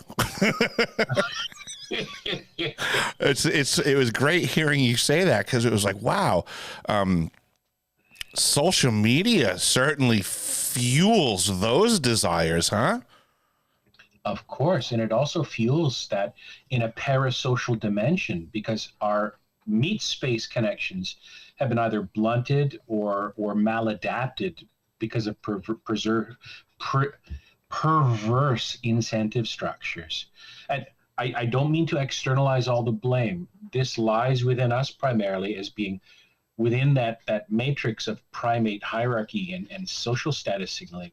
We also seek comfort and safety, and to essentially outsource our agency to a strong leader, which is why it is a almost perfect formula. Yeah, it really hijacks that inner mentality that's already existed. I never thought of it that way, but yeah, it's just an interesting toolkit available that can be manipulated by others to manipulate the masses. It's oh man, it's like giving monkeys AK-47s. We've all seen that video. When human beings became aware of the dimension of time as an arena to inhabit and then to model all of these other, meat space based hierarchy, settling transactions we have with each other, you then had access to legacy, right? You had the ability then to not just leave genetic progeny or familiar or dynastic progeny, you could actually forge the culture itself. And if you're an egomaniac and you happen to be a pathocrat, right, a psychopath, a sociopath, someone with a deep psychopathology. Psychopathology is a generic term. It doesn't mean psychopathy, right? If you are someone like that and you're a strategic thinker, and if any of you heard or seen the quote about a crumbled statue, right? Yeah, my name is Ozymandias, King of Kings, right? That grand statue just lies crumbled in the ruins. Great men seek to carve in the flesh of history the imprimatur of their rule. And that can happen through culture or through hybrid human, non-human institutions, right? Like a trusteeship over an NGO or the Carnegie Mellon Foundation, right? That actually, I'll finish with this. That's kind of what Canada is. Canada is actually a corporation soul, right? SOLE. It is an immortal corporate, I'm trying to say corporatocratic. That's a hard word to get out. It's an immortal vehicle for power to inhabit, like capital in a bank account, right? And each government that manages to obtain control over that vehicle can then wield that kind of seed capital, that prime, principle of power. And that is an immensely valuable prize to be fought over. What a lot of folks in power and politics and public-facing business don't want to admit is they themselves exist in an ecosystem, a hierarchy, where there are other people who feed off of their energy, right? Meaning the transactions they engage in, the questions they don't ask, or the questions they dare not ask, right? The people who establish credit markets, the people who actually supply our fiat fractional reserve, phantom money just made out of thin air and loaned at interest to governments. They've hijacked the actual systems functions between other nodes of society. And a lot of people will just scrabble for control over those nodes like shareholder blocks, as opposed to the people who feed on the flows of information and capital. Literally, you can think of them as either parasites or vampires. They're not limited to any race, to creed, to religion, to gender, to sex, to any other metric you want to attach other than human beings, period.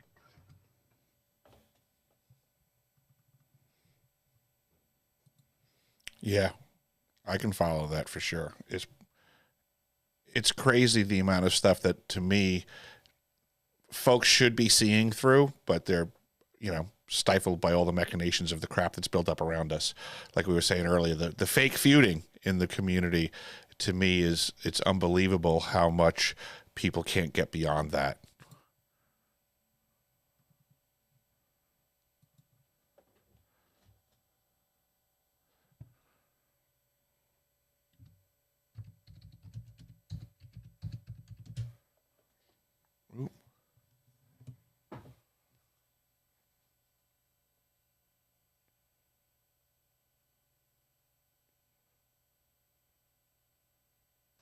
I was just switching to the phone here, so I'm not sure if I'm not. Oh, I am hearing folks. Okay.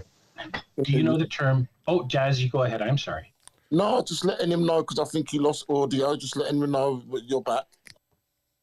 Do you know the term jingoism? Jingoism. Jingoism. Damn it. I know this word, but I can't define it. Absolutely. Heard it before, Eric? Absolutely. I'm trying to think of what book I read it in. I've totally come across this term. It was probably Ruled by Secrecy by Jim Mars. Okay.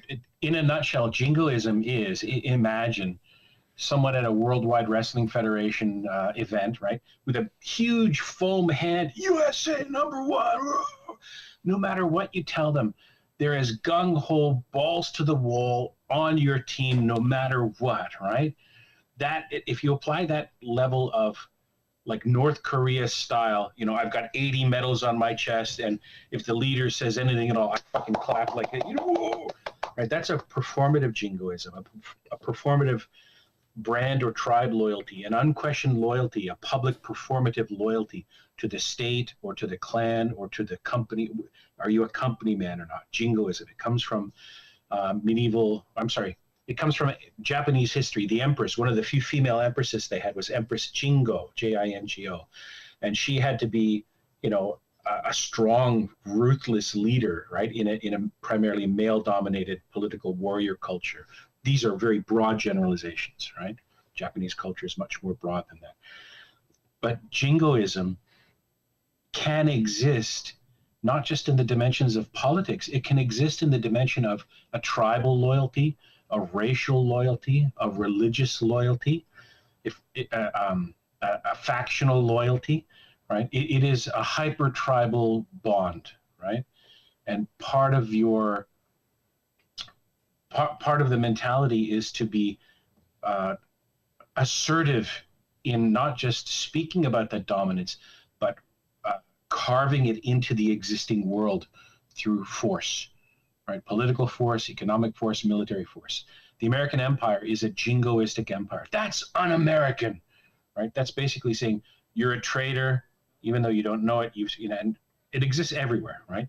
It can exist also within factions of religions, right? Which is why I described earlier World War II and Zionists as opposed to just regular everyday folks who are not Zionists, but who may be either ethnically Jewish or religiously Jewish, or in the context of the Catholic and Protestant wars, or the Albigensian crusade of the Catholics against all the Gnostic heretics, right?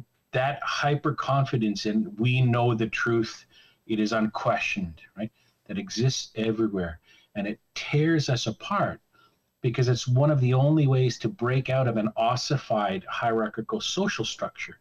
You need to be able to convince people so much to risk breaking the current order that they'll be implicitly understanding that they will get an undue share of the rewards to come. You essentially have to bribe them with patriotism and turn that into a cult of not personality, but a cult of tribal identity. That's maybe the best way I can put it. It's everywhere. And you can see it even in this UFO hallucination club. Yes, it is quite the hallucination club. Wolf, Eric, can I ask Wolf a question? Yes, Daz, you can ask Wolf a question. Thank you. So, how do you experience this UFO community? I don't feel like I've seen you on many stages, maybe sometimes in the listeners, but is it just a big mess and a joke to you, Wolf? It's not a joke. I see the wreckage of what could have been healthy human minds participating. Now, not everyone, but I'm talking about the social media comfort seekers or relationship seekers who may not have real world alternatives to feed or to nourish themselves in that dimension of their humanity, which they need to do. Otherwise, they will suffer some possibly life-changing and permanent damage. And we see that everywhere. But when I hear people who should be clearly taking better care of their mental health engage in conversations about being an experiencer, whatever that term means, right? Because it's often undefined. It's an umbrella term that reminds me of jump up and dance churches in the United States, right? Where you sing and clap and then you engage in public displays of religious fervor. You're signaling to your tribe that I belong, I will toe the line, I'm safe to invest your social capital in, I will not harm or threaten your reputation, and we are all one under this para-tribe, right? That's what I see happening in the UFO spaces. And that's the kind framing. I won't go into the unkind framing. I don't know people well enough to do that fairly. I appreciate that. Thank you. I'm processing that, Eric. You got it, Dash. This is a mental jam space. We are here to touch our brains together and, learn. So Wolf is a fountain of information. I love having him in my spaces. He was here a very short period of time today. We already got a new word. Do you remember it? Do you remember how to say it, Eric? You just skunked me. I was just sitting here going, but yet I already forgot the new word. because so have I. Wolf, say it again. Jingoism, Jingo. Empress the one, Jingo. The one with P. Pathocrat. That's Pathocrat. it. From pathocracy. Yeah. See, I have to say it to remember it. Pathocrat. Pathocracy. I have to burn it in. Here's another word for you: aristopath. A mixture of aristocrat and psychopath or sociopath. Aristopath. Right? I tend to think of the quiet money that doesn't speak as being aristopaths, because in order to manage transgenerational wealth, literally from one reserve currency era to another, think about what that really means, right? Before the US dollar was the world's reserve currency, it was the British pound. Before the British pound, it was probably, I think, Dutch guilders, right? To manage to maintain your wealth in that kind of rollover where there's a brand new game of financial risk being played, you have got to be something different than the average bear, right? And there are families and institutions that can do that. And if you look at the Roman Catholic Church, they're an example of essentially a corporate Rockefeller or Carnegie style foundation that is a syncretism of all the mystery cults that were considered approvable but frowned upon, rebranded into a corporate pablum of Catholicism. You can look at the syncretism in Catholicism. You can see with your own eyes the mystery cult symbology just oozing out of all of the architecture involved with the Catholic Church. That hall they have that has a serpent-like face from the exterior, and then the internal backdrop with that hellscape of statues, right? They're telling you with physical signs and sigils what they are and what they mean to communicate. It's clear as day.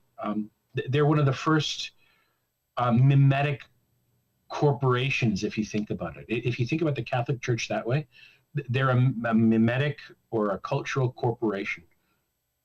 I've been trying to consider for years the Catholic Church as a corporation in as so far as, like, we can say that, this, Elon's company, Tesla, is worth X amount of dollars and blah, blah, blah.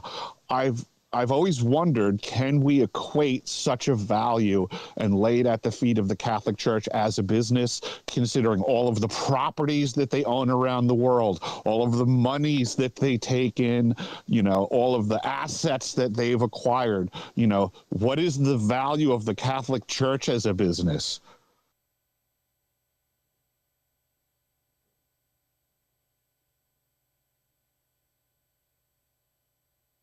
And tax breaks, lots of tax breaks.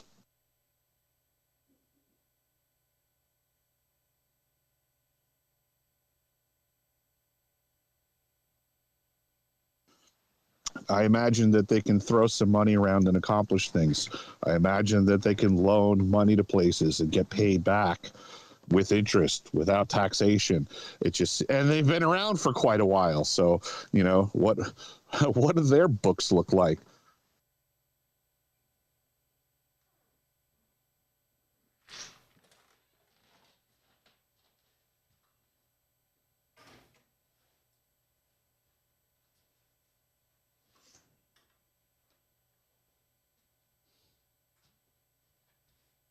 I think there's just so much corruption across all levels of this society. When I was listening to your conversation yesterday, and you were speaking about going into those rich homes, and it just sounded like you was being exposed to stuff that we hear from the Epstein saga, Eric. Is that what it's like in that really rich aspect of society? Even worse, Daz.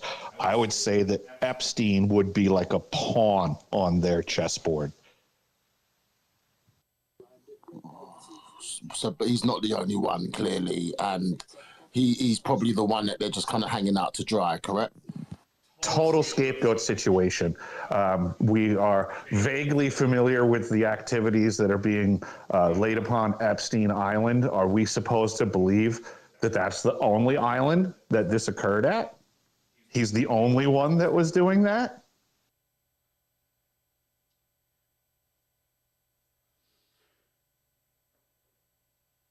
It just feels like we're just screwed as the people who are not on that level of wealth. It seems like they're playing by totally different rules, and they have the money and the power to protect themselves, to enjoy themselves, and they're just leeching off all of us.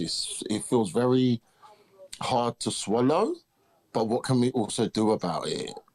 And if we don't come together and we have all of these people that just keep us divided, I don't want to say it feels hopeless, because I'm not like that, but we have a huge mountain to climb. I'm right there with you, Daz. I agree 100%. The mission is daunting. The task is fantastically huge for we the people as a collective on this planet to get beyond the division, to get beyond the rules that we play by, that they manufactured, that they do not adhere to. It would be like, you know, going on a baseball field or whatever sport, and you're following all of the rules and the other team is not. I mean, it's, you know, what do you do?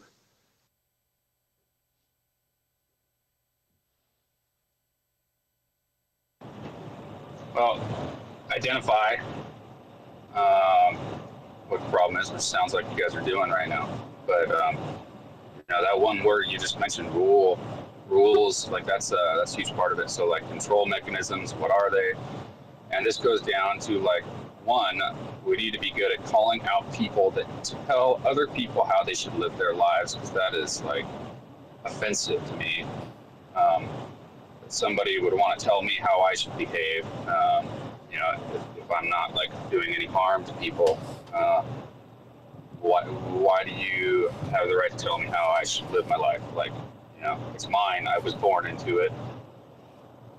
And then the other one is like the identifying how they store their data, man. This is an old one, right? Like, so this is what you guys were talking about earlier with the church versus the, you know, the currency. Like, this is all data storage in some form or another. Like the church has got their relics, you know, the financial institutions have their you know, digital data. Before that, it used to be paper, and that's why the church holds so much power, because their data is in physical forms in a giant fucking basement. And there's been a progression over millennia to less and less physical storage of data, and the less physical it is, the more it can be manipulated.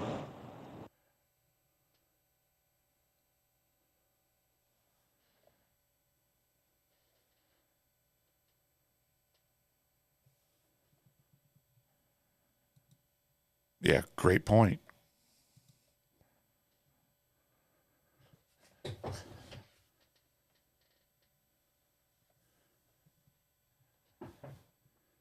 use and easy to manipulate, easy to burn. How much easier is data to burn and manipulate? Holy shit.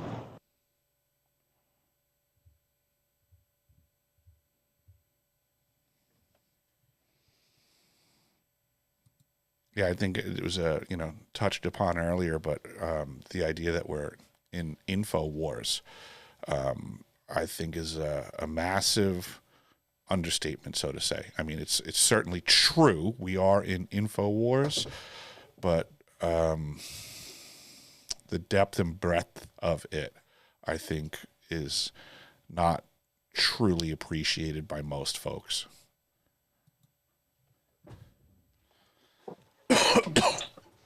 Hey, how's it going, y'all? I just enjoyed the conversation and the rhetorical point, or not really rhetorical, I guess. Really, the question is, what is to be done? You know, I think that's a good question, and I think there's hope there, and like some things to be done.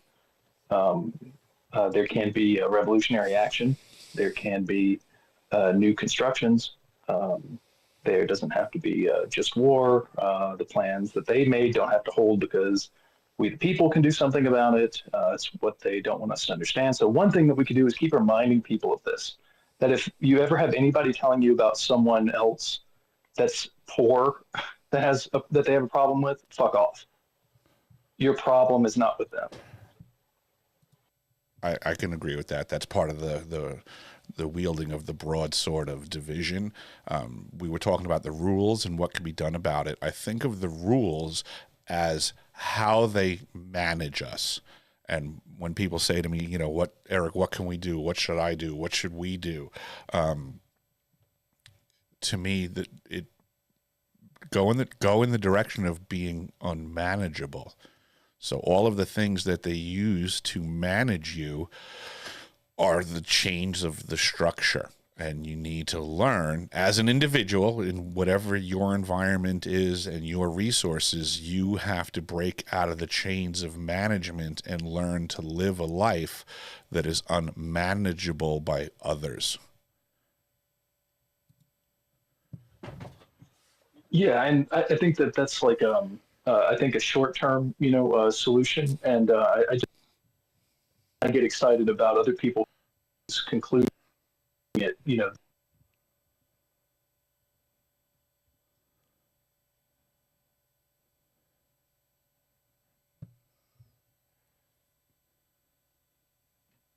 do something, and so whenever people are trying to identify what to do, it will be from a collective solution. Everybody else maybe will have some good luck individually, and you need to handle yourself individually so that you can come to a collective, right? It's just, but at the same time, we will need to do something with enough people. It doesn't probably have to be a majority. But it's important that, it doesn't get torn apart by, chauvinist, fascist belonging. Yeah, and I often think of it like that the goal is at the top of the staircase, so to say, that we have to do everything in steps. You can't just leap all the way to the goal. And the problems that have been manufactured, the rules and the managing, have been going on for a very long time. So it's going to take time to get to the goal of the top of the staircase. Patience is a virtue, and I understand everybody wants everything fixed tomorrow. But, unfortunately, the average mortgage payer isn't functioning as long-sighted as those people that have been working against us and setting up the obstacles for so long. It's going to take effort and it's going to take time, but regardless, the steps need to be taken.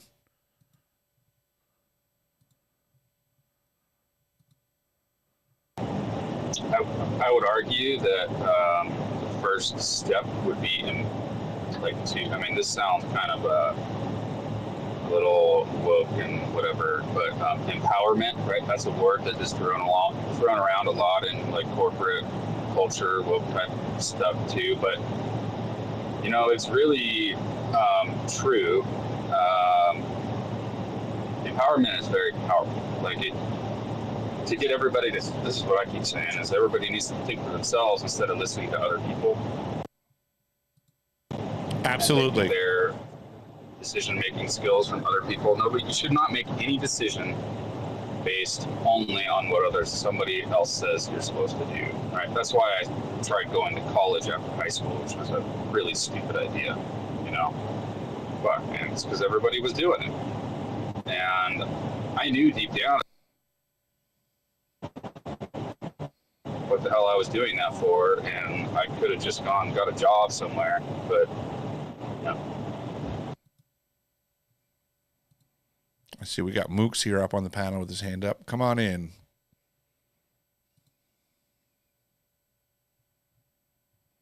You know this already, maybe, because I know that Wolf is a big fan of Kurt Metzger, who had an appearance yesterday on the Joe Rogan show. But I just used Grok to scrub the video, and you have a mention on there. I don't know if you're aware of it. It was 23 hours ago that it was released, and I posted a link to the timestamp within the video on the comments of this space if you want to check it. But they mention you on the show. Yeah, I was aware. Thank you for firing it across my bow. Regardless, yeah, I'm getting a lot of people that are like, "Oh, that's so great, Rogan." That's not my bar in life for accomplishment. It's not the first time I've been mentioned on Joe Rogan's show at all. He's mentioned me a bunch of times. This is probably just the first time where he didn't instantaneously take a jab at me. So I don't imagine I'm ever going to be on Joe Rogan's show because he'd be terrified of what I would say.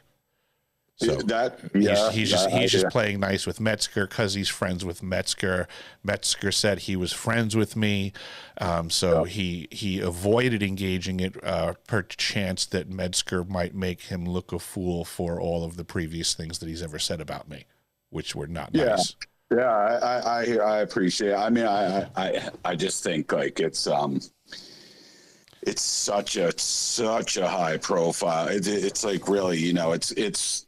I think people try to lessen the impact that it has, but a little bit goes a very, very long way. As opposed, like I just think like, yeah, I get it. You know, you're not like the starstruck type, and like.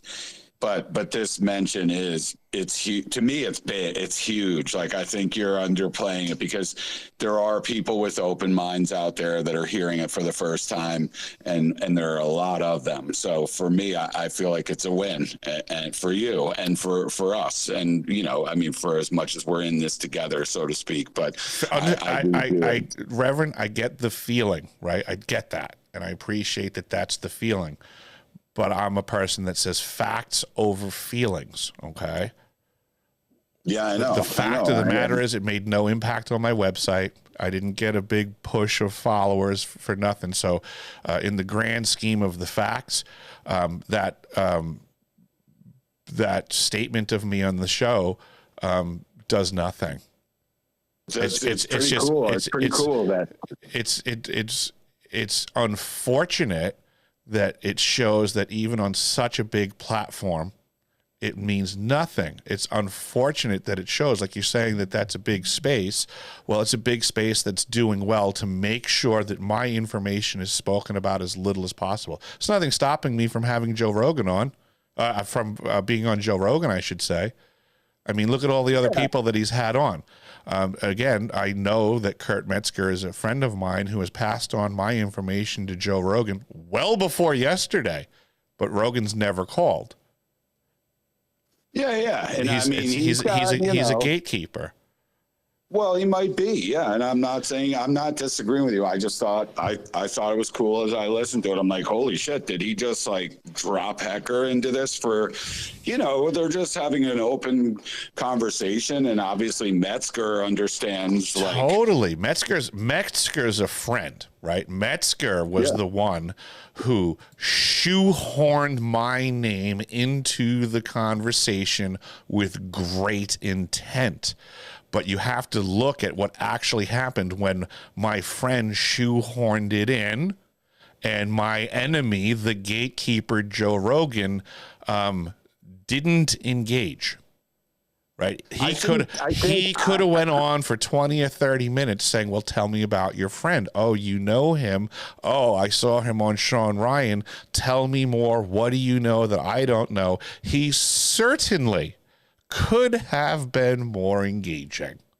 100%. But like hear it from this. Like, I happen to love Joe Rogan. I don't agree with everything he says, and a lot of people love him too because he does do a lot. And I understand, like, he's in a very, you know, unique position, and he's careful with his words but I would wish that he would have you on. And I hope that one day he might. But I understand.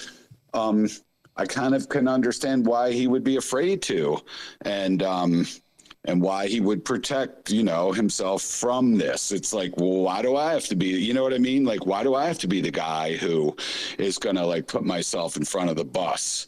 And maybe, you know, maybe he's wrong for that. But like in any event, all I wanted to do was just point it out to you because I thought it was cool. And so understood. For what it's worth, it is cool. I mean, it is cool. You can downplay it all you want, for all the other people that he's had on to engage with, even in the point of it being a debate, he could have me on to try to support his previous statements about me being a nut job, right? He can afford me the opportunity to defend my position if he thinks I'm a nutter, right? I mean, agreed, man. Right, No, right. So this is what I'm getting at, Mooks, is what's really going on is there are directives being moved around the cliques of the circuit that I'm persona non grata. I am to not be engaged with. So he's just following orders. I'm with you. I am learning because I don't know. I'm just telling you again, it's super cool. It's one of the biggest shows in the world. And so whether, you know, it leads to something immediately, it is a significant milestone in progress to be mentioned on that show by name, period. You can't take that away like right now. I can, because it's already happened multiple times. Well, look, man, it takes a village. Fair enough. Everybody write to Joe Rogan and ask him why I haven't been on yet. But we got Wolf here with his hand up. Go for it, Wolf. I've got a new word for you. Iconoclast. ICONOCLAST. An iconoclast. Someone who is not from any particular mold, and they don't need to fit into any mold. They have essentially the spiritual equivalent of fuck off money, right? Now, we know that Joe Rogan has a brand as being an iconoclast, of someone who'll say, you know, retard in a crowded room and doesn't care, or will use edgy language, or will tell inappropriate jokes. So not only does he have that reputation in the comedy world and in the podcasting world, we know that if stories are true, that he has so many buckets of real fuck off money, he should be able to tell anyone and everyone he wants to fuck off. Now, the fact that he has all that fuck off money and is still maintaining this image as an iconoclast without actually feeding the fire of that iconoclasm tells you all you need to know. His show isn't a show. It is a propaganda outlet through and through. What good is iconoclast with buckets of fuck off money at your disposal? Right? What use is it of having those resources if you don't use them? So obviously that means he's invested in the narrative management operations, either through compromat or through threat of blackmail or through threat of harm to his family. He and his show and Lex Fridman and Julian Dory and whoever else is involved and Ian Carroll and Candace Owens, they're so clearly, obviously white-headed zits on the face of public media. I'm surprised people don't call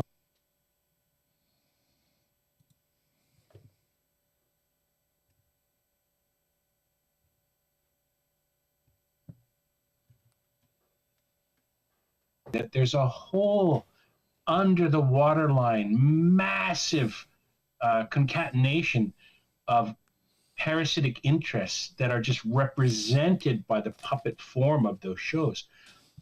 makes one question, what are you doing? What are you letting yourself do to yourself in investing any of your hope, which is a natural thing to have and invest, any of your members, right? Come back out of that cult, Rev, and anyone else that throws their spirit.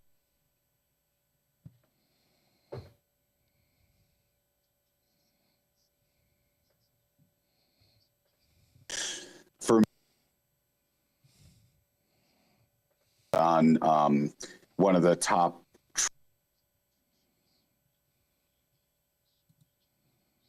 like drastically improved my life. I stopped drinking so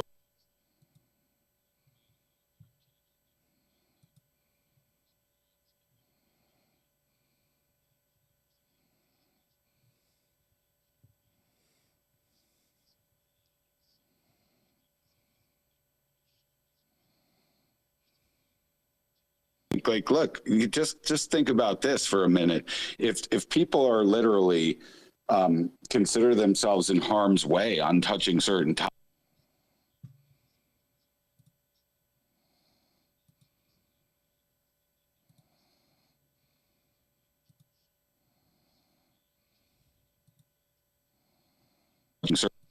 I don't think you can criticize it in that manner fairly. I didn't criticize it for the knowledge you could take away from it. I criticized it through the lens of propaganda and in having a parasocial hero.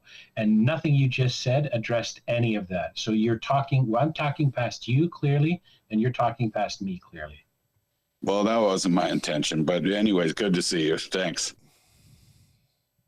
You know, I'll just jump in because I hear where both of you are coming from. I don't know if it's like the glamour that draws you in or the amount of followers they've got, but I see it, you know.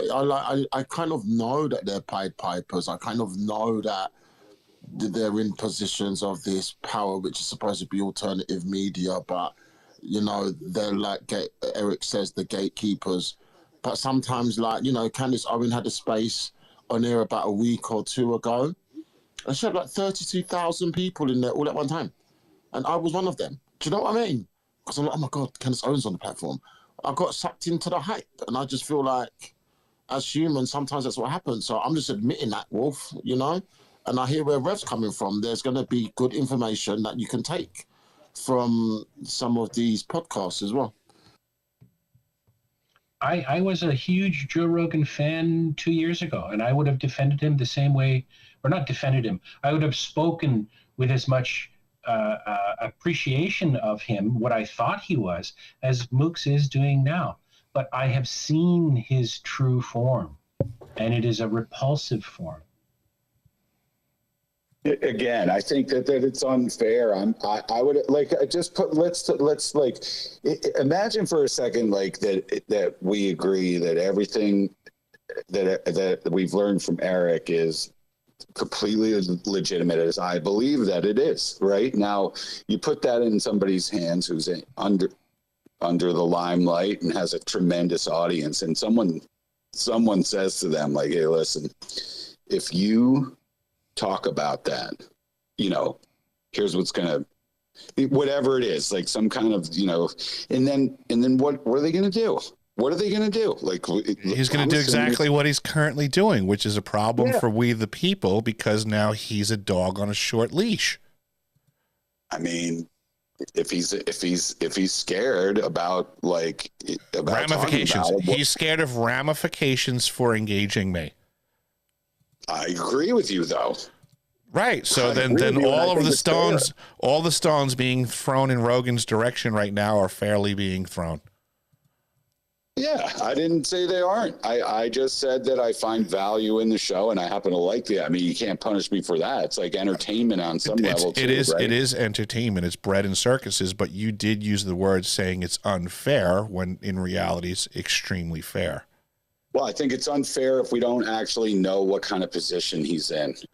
I know what kind of position he's in. You seem to be the only one that's not aware of the position that he's in, even when you're making statements to being having an idea of the position that he's in. He's functioning as a dog on a short leash. You don't seem to be disagreeing with that. So you do know the position that he's in. I don't know for sure that that's a fact, and I never will. And I do. Agree with you. I do. Well, I'm going to operate from my perspective. Joe Rogan is currently now, right? I used to watch him as well when he wasn't a dog on a short leash.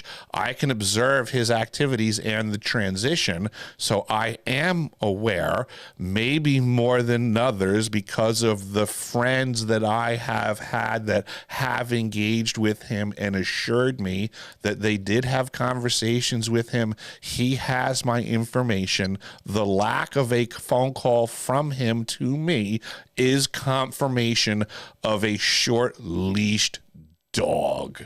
I agree, dude. Agreed. And like, you know, then I'm right. Thank you for yielding. When did you notice the transition of his change then? You said you used to watch him, Eric. What made you stop watching him? I observed the transition occurring when he got $110 million. So the move to Spotify, yeah. The funding. Now he has someone holding his leash that he's endeared to.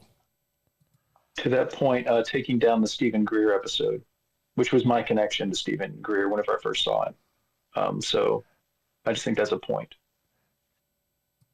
Good point. Power of the edit being applied. Leash being drawn in tighter. Wolf, you got your hand up. Fire away. Did you hear Kurt Metzger talk about Patton Oswalt and his daughter, Patton Oswalt's daughter, and the alleged apology letter that Oswalt kind of signed? Do you remember hearing anything about that? Can you tell us? I have not. No. Metzger related a story about, first of all, he said, I love Patton Oswalt. He's my friend. I respect him. But he threw Dave Chappelle under the bus. He actually seemingly, on Oswalt's social media profile, an image of him sitting in his ready room, with a pen and a paper was posted. And, I'm so sorry for hurting people by associating with Dave Chappelle, essentially a struggle session apology letter. And he put that out there. And Metzger commented, that's a terrible thing to do. He threw Chappelle under the bus. How could you do that? But I understand it because he has a daughter. Oswalt has a daughter who he loves tremendously. His wife is dead, right? The mother of his daughter is dead. She lives in Hollywood land in that area. She hopes to get a career in writing or produce or something adjacent. So he is now kissing the ring of power publicly, protecting his daughter, which is what I elided to possibly Rogan doing. I'm pretty sure Alex Jones is doing it as well. Now, I don't love either of those men, and I don't have much respect for either of those men anymore, but I do respect them protecting their families. And that short leash needs to be thought of in multiple dimensions of threat, right? My point is saying, Eric, if at this point you actually did appear on Rogan's show, I suspect your reputation would be fucking tarnished because of it. Why would you want to go on a propaganda show? Woof, I totally appreciate that. Why would I want to go on a propaganda show? Why would I want to enter an arena where all the rules are stacked against me and somebody has already pre-identified themselves as an enemy to my truth?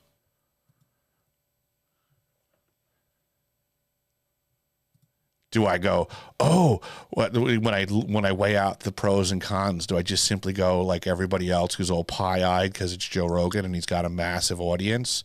Do I just, succumb to the sensational arena? Oh, it's Joe Rogan. I could smoke a doob with Joe Rogan. How cool would I be as I enter the battle arena of my enemy with all odds stacked against me, who can wield the power of the edit, where I've been in other shows already that are massive, right? Where everyone's like, oh, you got on that show, it's great. Yeah, well, what happens when they edit it like Sean Ryan did?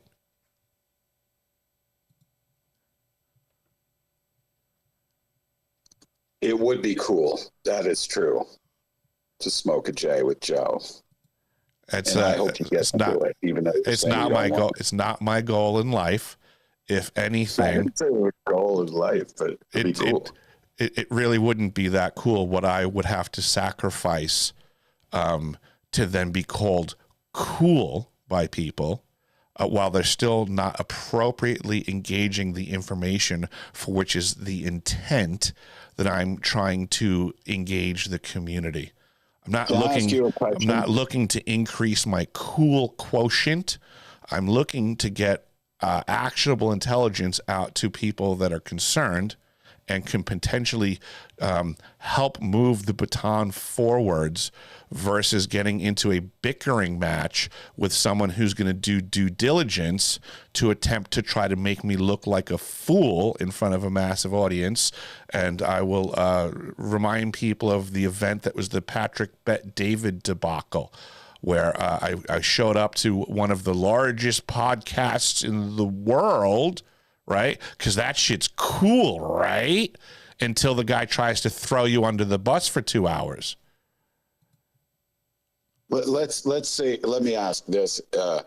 So in a perfect world right now, what are the things that you want to see happening that how does that unfold? I don't know that I want to even engage a hypothetical of how to function in a perfect world, because we're not. It's a hypothetical question, though. I'm trying to think I'll pass on that. I would rather engage my mind in the brass tacks reality of how do I get through the actual battlefield instead of some peaches and cream scenario. You come in my direction, Mooks. I'm not going in yours on this one. No, that's okay. That's fine. Thank you. I believe Chris had his hand up next. Morning, gentlemen. Great conversation. On the topic of propaganda, are we not smart enough now? Are we not, well, at least maybe the folks in this room and gaining population, to see propaganda for what it is? Like, it is a directional arrow that the propagandists want you to go. So, what's the worry about just... I guess it comes down to, can we watch Joe Rogan and disseminate what's propaganda and what's information? Because one thing with propaganda is that they have to give you truth in there too. Otherwise, it won't hook people. It's that whole two truths and a lie thing. In the vein of your question, I would say I believe I have that discernment. I would hope that you have that discernment.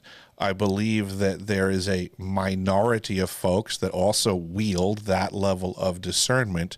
But in the vein of the question, unfortunately, I think the majority of people lack that discernment currently. Yeah, totally agree.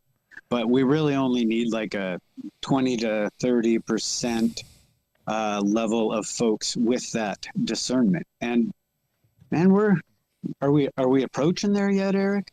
It doesn't take the whole the entirety of the population to be discerning, right? We know that over time there's going to be sheeple all over the place. It's just a matter of bringing up the numbers into the 20%ish, and that's what will guide humanity. I'm certainly fighting that uphill battle to get into that direction, but I don't seem to have a way to statistically know the answer to that question.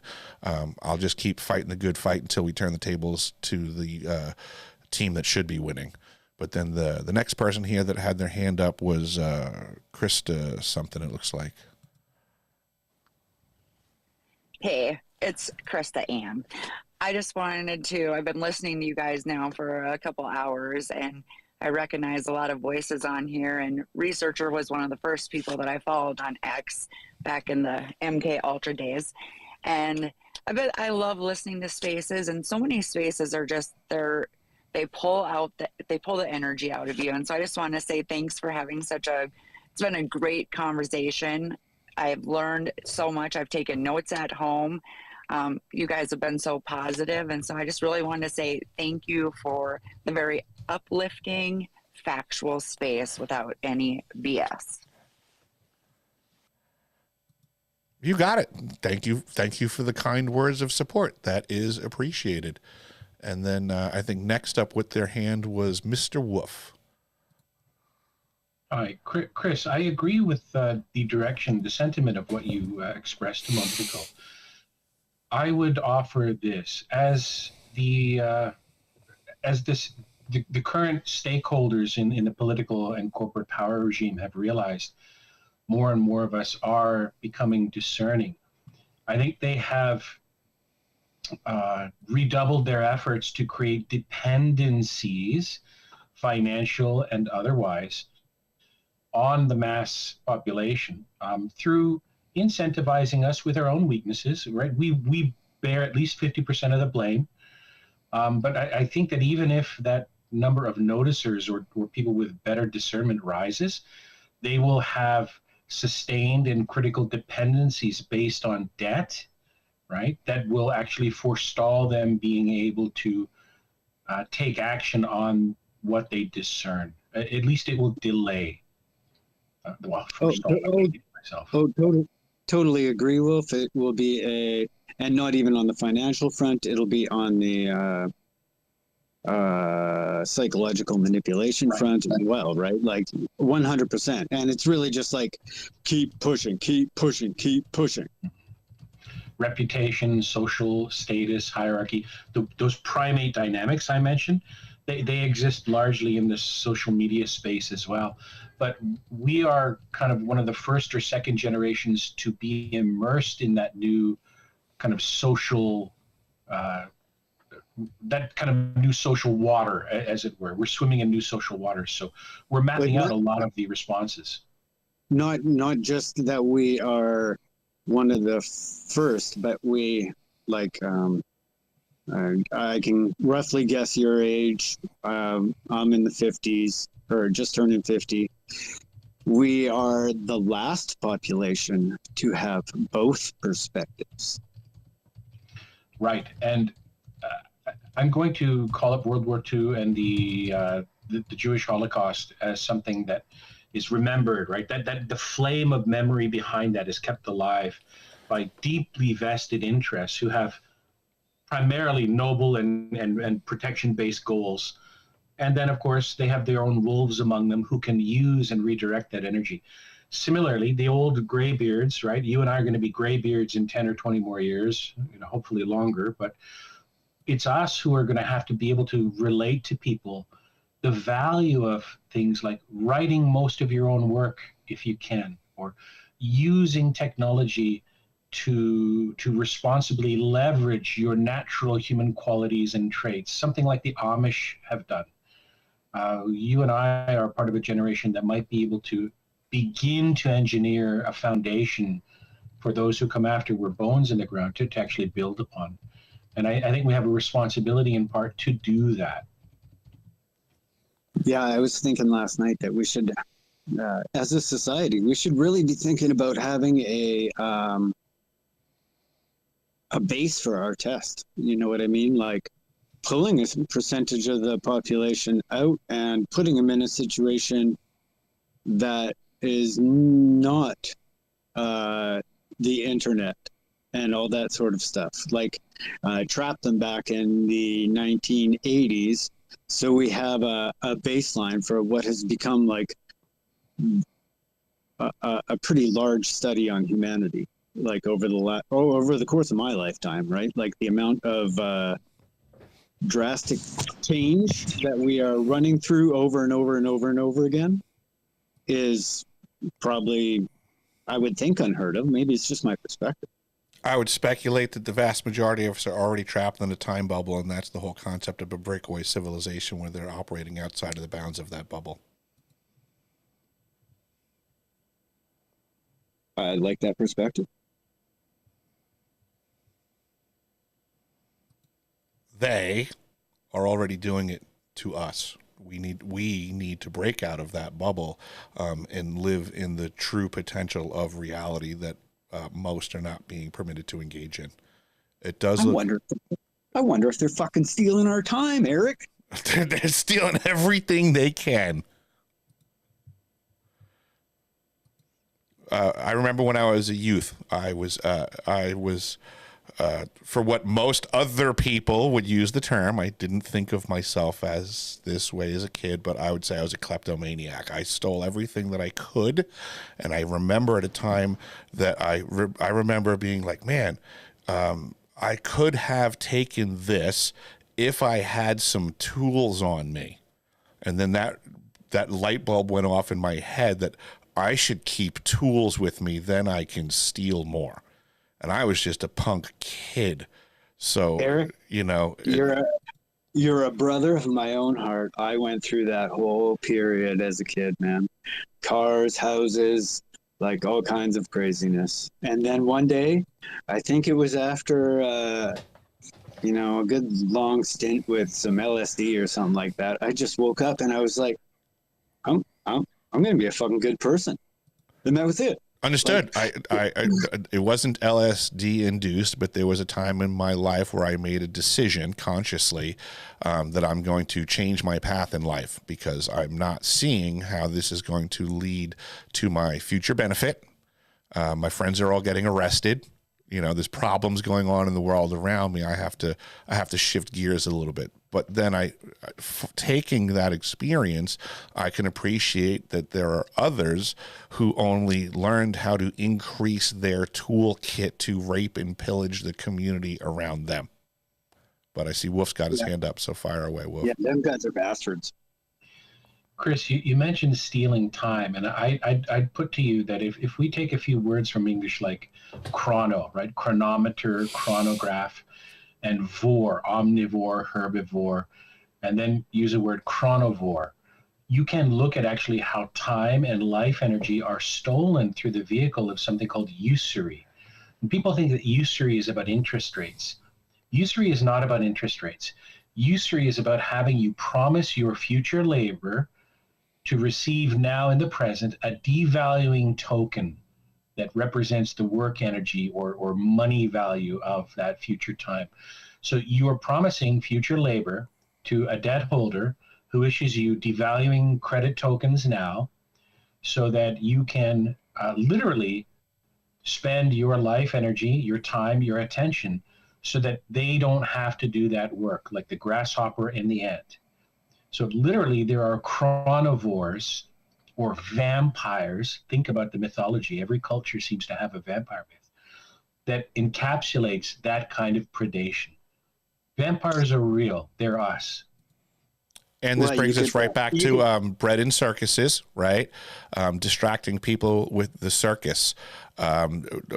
Stealing time could also be like Wolf was suggesting, that it's stealing the time from which you could be productive.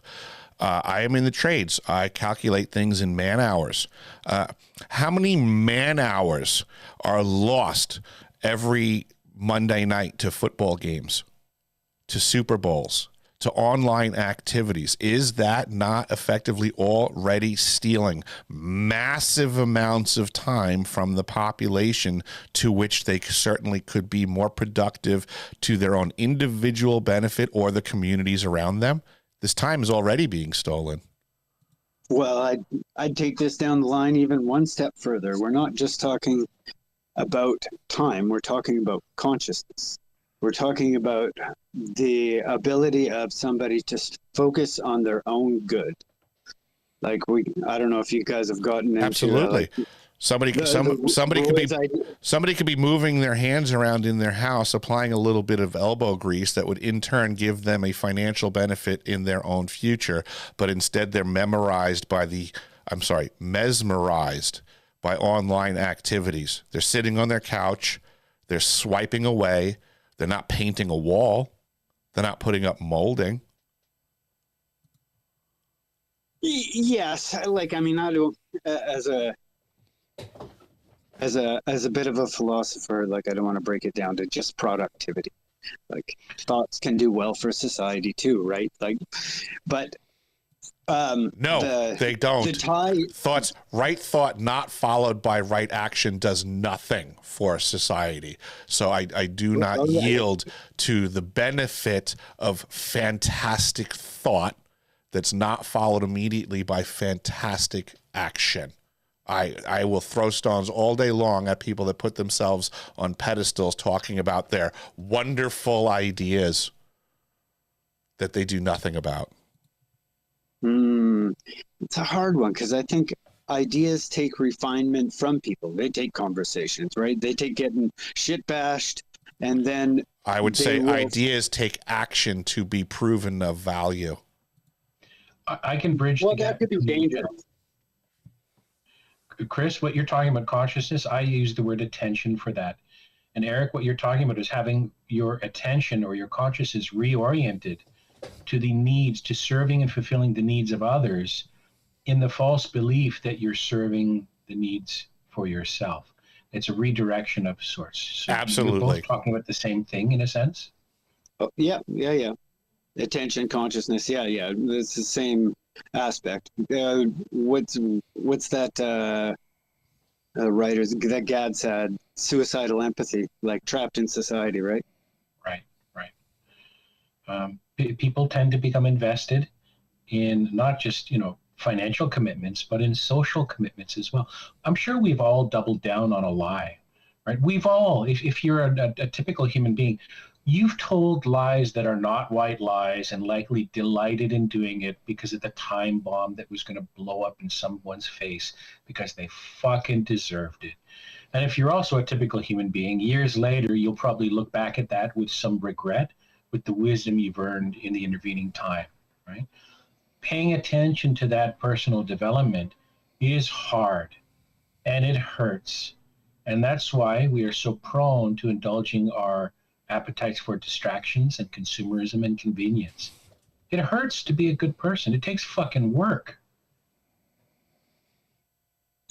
I think it is pretty much almost brutally impossible to lie the way we've taught our society. Like when we talk about matter, are we lying? When we talk about light, are we lying? Like, because what we've been shown tended to be not true. You know what I mean? Like we have so many scientific, psychological inconsistencies throughout society. Tell me when we're not lying. That's where's the truth? Chris, that's a little esoteric in this sense, right? Most people need to stop lying about not understanding that men and women are different, regardless of what the prevailing political winds suggest, because there is verifiable, objectively discernible, reality-based evidence that can inform a decision or a conclusion about that matter. So at the level of science, it would matter importantly if we were purposefully, led into a belief of certain forms of energy or physics not working the way we thought. Yes, certainly. But before we can even get to that higher level of appreciation, we have to be able to agree on what men and women are and whether or not children should be informed of psychology redirecting truths of the world by strangers and not their family, and whether or not we're going to allow our politicians and our journalists to continue lying to us and insist through covert threats that aren't so covert anymore that we'd better agree or else. Part of the equation of lying comes with the intent to deceive. So simply having conversations where information is passed around and the information is not necessarily accurate is not lying. You can't negate the intent of deception when it comes to lying. Okay. Now, as you learn more and more about the physics of the reality, and maybe even Nathan would want to chip in on this, like, I don't mean to really harp on the word lying as a mischievous thing. Is just like, are you telling the ultimate truth? I'm not sure where you're trying to go with this, Chris, because you're speaking in like very opinionated stuff. You have to be more clear with your question. As we learned, I guess I'm coffeeed up. Sorry, Ham. How about this? Let's start from a position of don't use the royal we. Don't speak for everyone. Frame this from your perspective. Use the word I instead of we, please. Sure. Because it sounds like you're trying to speak for me. As I learn more and more about physics, reality, psychology, all these topics, I find I have speech patterns that are locked in a other perspective, right? And they are forming a perspective. So as I become aware of that, is it a lie to do what is sociably normal when it comes down to speech patterns, or do you change them to be truthful? And philosophical thought, man. It's not really super serious. What would be untruthful about your new pattern?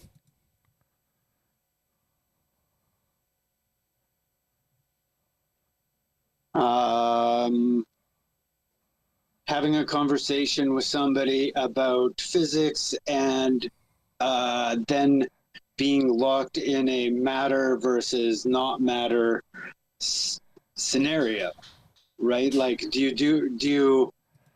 Are you intending to deceive anybody? No, I'm not trying to deceive anybody. Then there doesn't seem to be an issue, and your cadence is irrelevant to the content. I don't want to push the term lie. Like, I just want to push the term truth, right? Like, how do we be most truthful with our speech? That's all. By speaking what you believe to be as the truth regarding content and being less concerned with the cadence.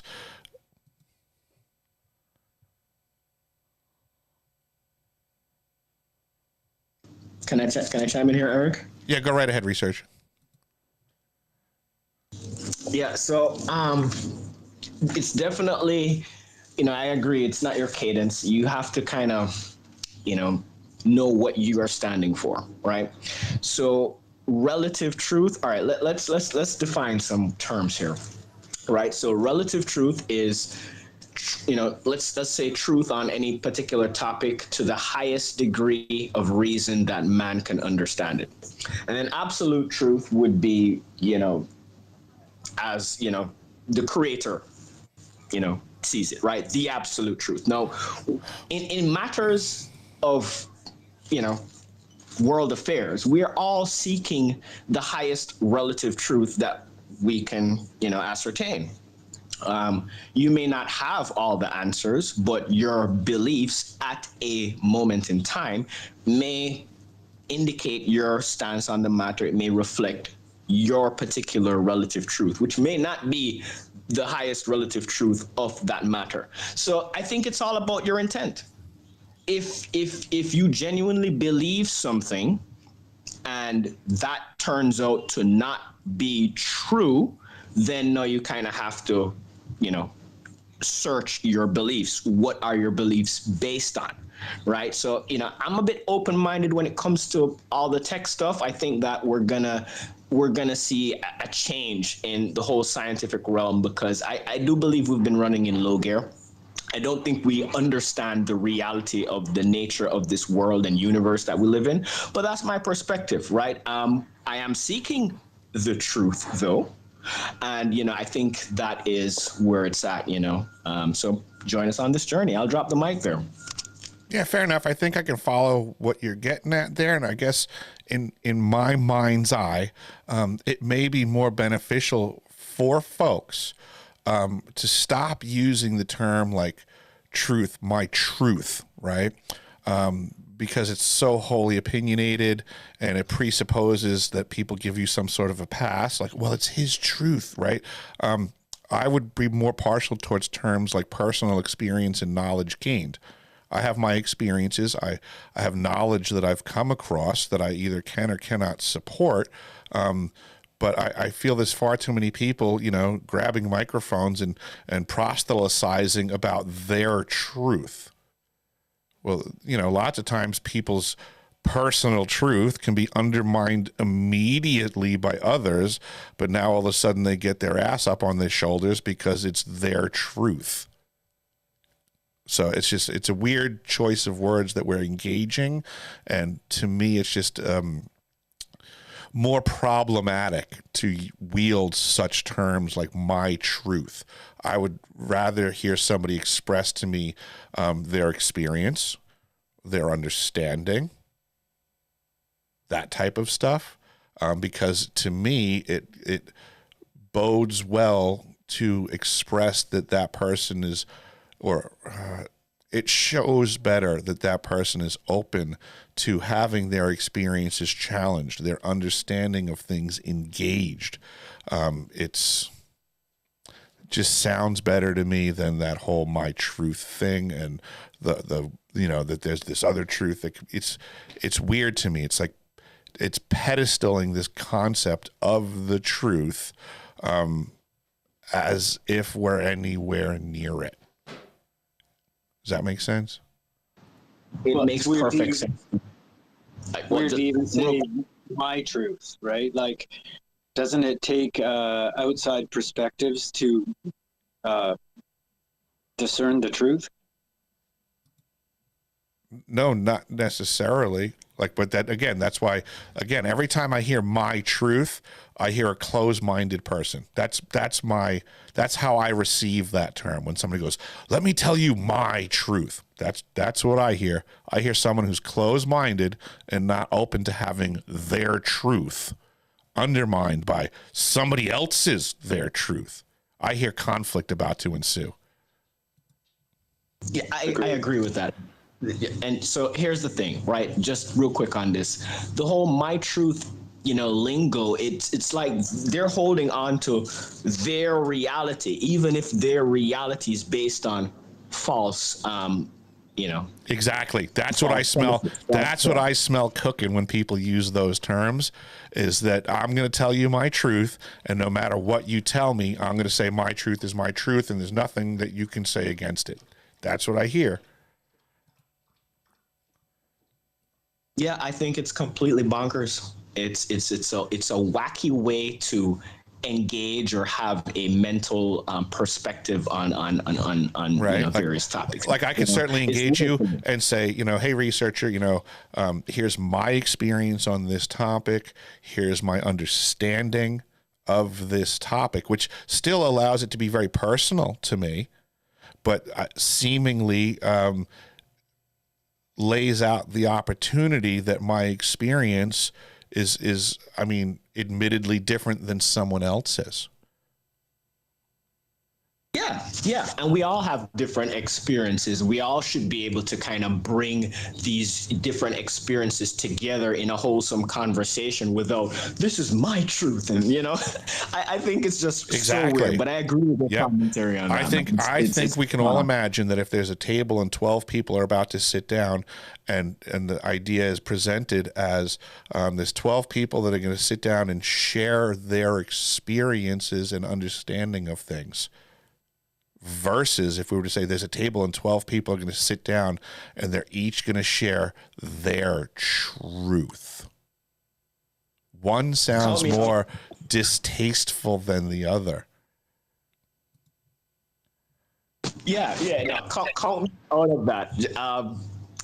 So I think the whole aspect of, when we're having these conversations and we're all trying to, develop and have a constructive discussion, it's all right, let me put it this way. I'm very experienced in having evidence-based dialogue. So whenever somebody says the word my truth, it's like I get the same feeling that Eric had. It just throws up a big red flag when I'm hosting, curating, or moderating those types of conversations, because it shows you that the person is not really open-minded to listening to other perspectives. Also, when you question them, well, what is your truth based on? Can you provide me with some evidence to support even one of the most basic premises of your claims that you're making here, right, for your so-called truth? This is where, they break down, because people want to hold on to their beliefs. And I think it's okay to have beliefs, but I think we also question our beliefs. Know what you believe in and why you believe in it, right? And absolutely, beliefs versus truth that's a totally different thing, because it's like we're out here trying to look at all these different issues, and people are talking about the geopolitical stuff. They want to know what's the truth behind, let's say, what's happening with Venezuela, right? Is Maduro really connected to these drug trafficking networks? So there is definitely a level of actionable information that can lead us to the truth on a certain topic, right? But I think that gets conflated a lot, in these conversations, Eric, and people just kind of want to throw out their beliefs and conflate them with, actionable, proven, evidence-based facts that, we can actually, reproduce and show other people, hey, this is the information. Here's the information. Here's Nicolas Maduro's indictment. Take a look at the charges. Here's one from 2020. Here's one from 2024. I'm just using that topic as an example, but I'll leave it there. I'll pass it back to you, Eric. You got it, sir. Thank you. Thank you for sharing your experience on things.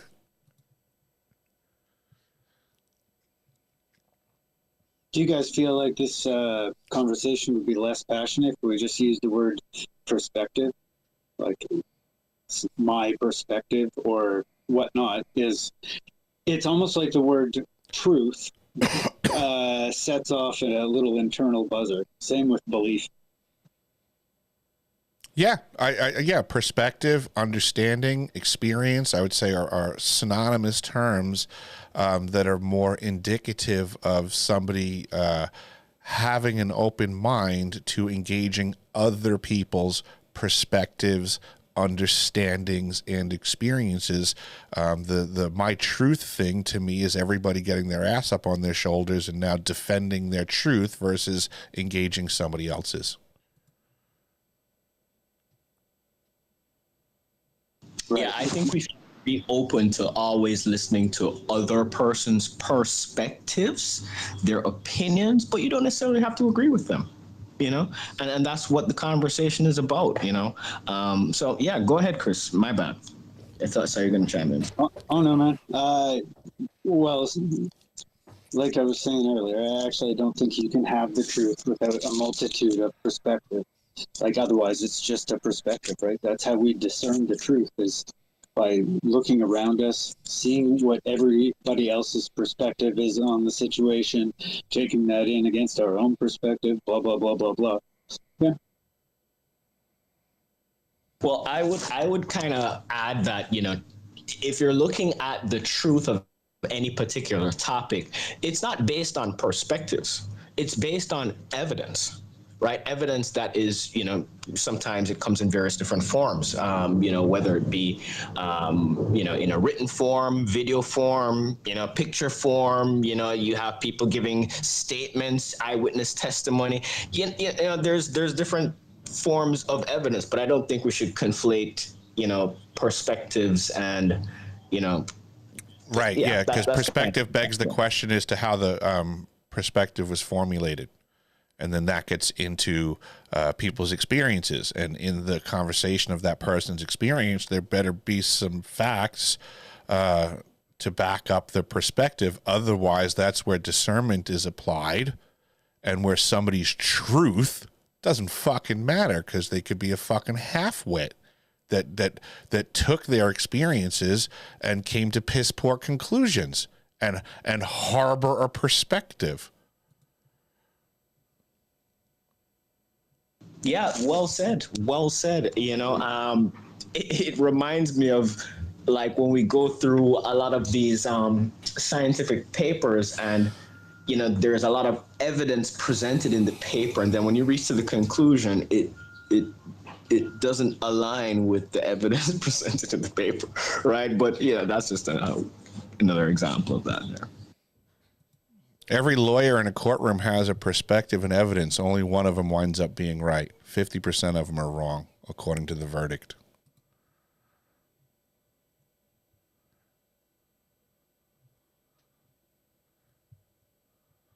That's a great blanket statement, Eric. 50% of lawyers are wrong all the time. in a court of law.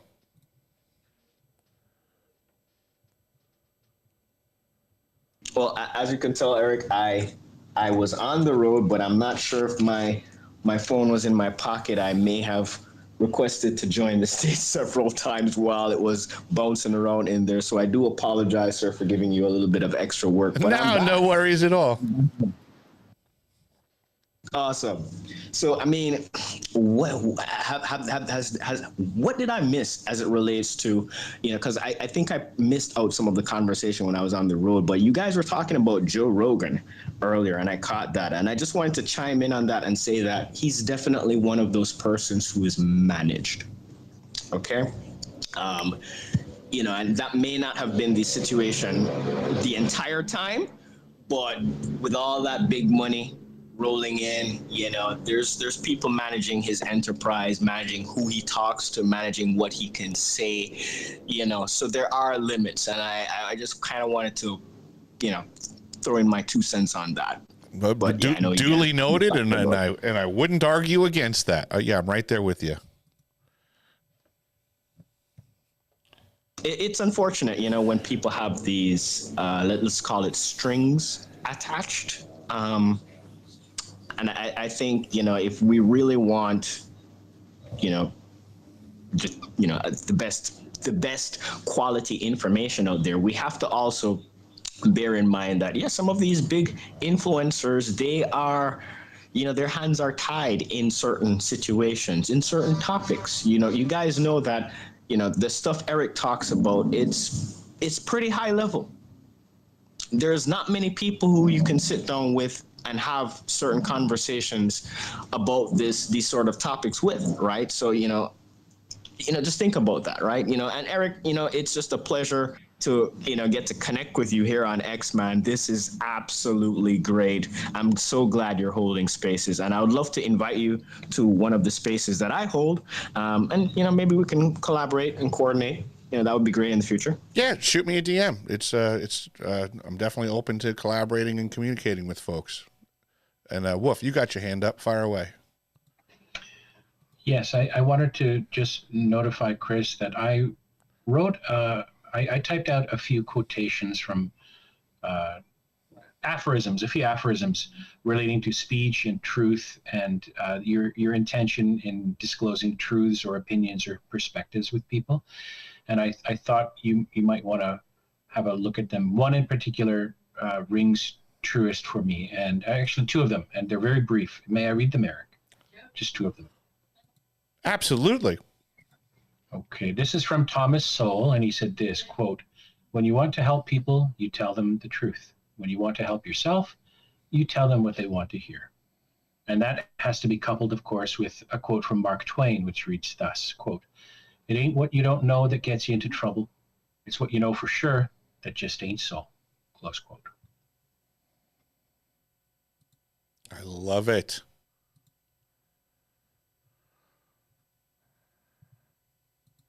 Yeah, I can think of many times on the job site where I was certain about something, and then I found out I was certainly wrong. And boy, did that get me in trouble.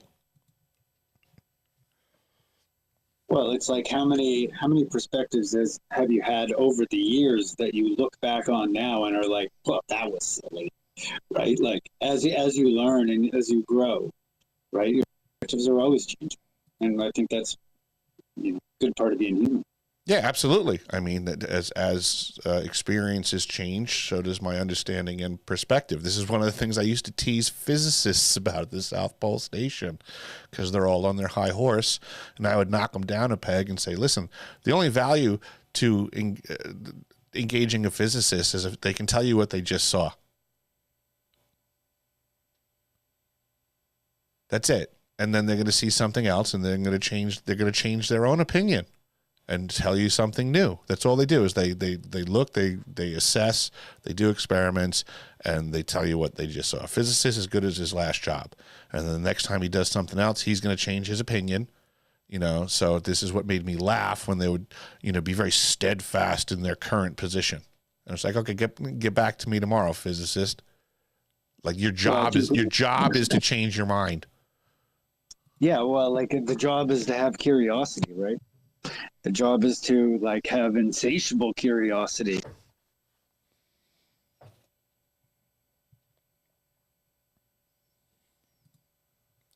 Understood.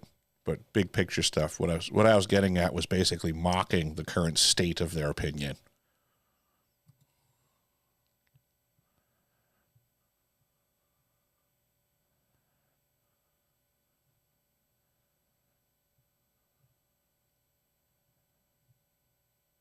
Catch it from the beginning. I've been kind of in and out because I had the client consultation I had to kind of do in the background, but that's done now. So I've come back and yeah, been enjoying the conversation of really getting to value what you bring on this platform. And yeah, it's not the glitz and glamour.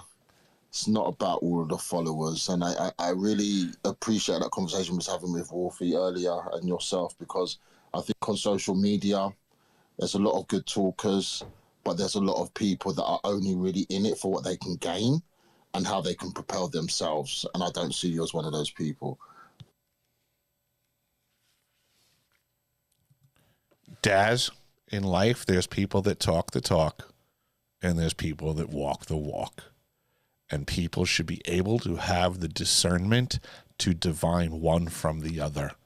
And it's really scary how what I'm seeing in the community is a whole bunch of people that have no idea who's who. And do you think that sometimes people just look at the following and be like, well, they've got some followers, then they must know what they're talking about? I think that's absolutely part of the equation and problematic. Think of that as a form of parasocial credentialism. And when you realize that some of them are the followers, it makes it even worse, right? Correct, Daz, because then the question is, how did they gain their wealth of followers? Here's something else. Anyone that sells themselves to you as a truth teller or someone interested in prosecuting a long-term campaign to, improve critical thinking, if they don't acknowledge that, yeah, even I have some limits I'm not allowed to talk about because that's just the system we live in, I trust that person a lot more than if they pretended that their buckets of fuck-off money really allow them to be the free speech advocate or consciousness-raising advocate they want to be. Rogan. And that should tell you everything you need to know about that space. That was vicious, Wolf. What's even more vicious is that I just blocked you for following me. I have pretty good troll nose and I have pretty good user nose. So what's that for vicious? You blocked me for following you? No problem. I will unfollow you. I liked your quote, sir, but I'm not begging followers here. Thank you. You're doing something. I think Wolf is particular with who he follows, or maybe even allows to follow. So I missed the exchange. Like I said, I had to dip out for a bit, but yeah, I think I've recognized that with Wolf. And it is like we all choose who we, allow in our orbit on this social media platform. And I've just recognized that he's very careful about who he chooses with that. I see that as a feather in the cap of somebody's character. I would prefer to mingle with particular people than people that swing the pendulum in the other direction. And to be completely honest, I mean, that's how I look for in women. I would rather accomplish getting in a relationship with a woman who's particular about who she gets in a relationship than a woman who's not.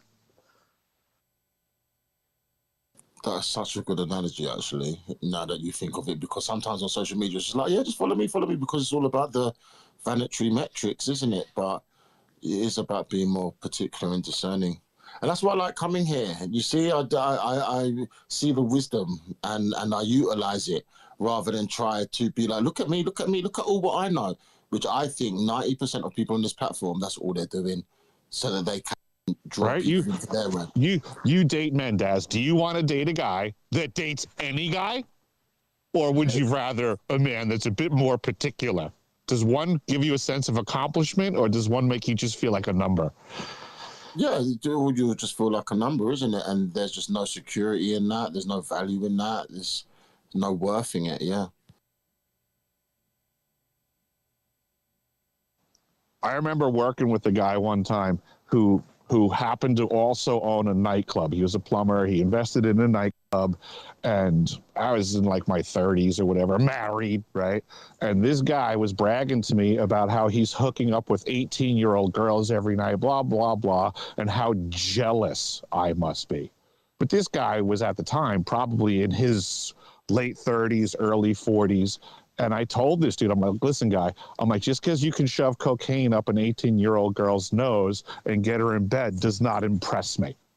I said, if you can go have a conversation with a woman your age and get her to talk to you for 5 minutes, I'd be impressed. I said, but we both know you can't.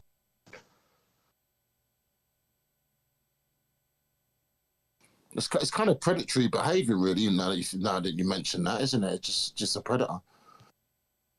Isn't that what everybody else is doing when they're playing the numbers game online? Aren't they just kind of being predatory? They're predators.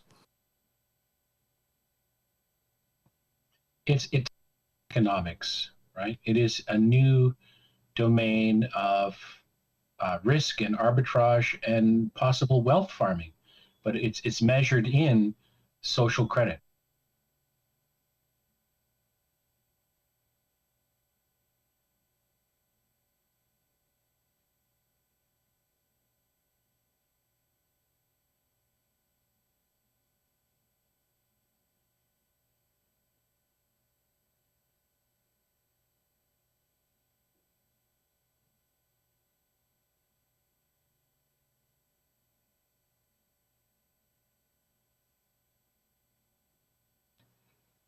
If you don't recognize the dopamine tickling in your own brain linked to social media, I'd encourage you to reflect on why you're not sensing it.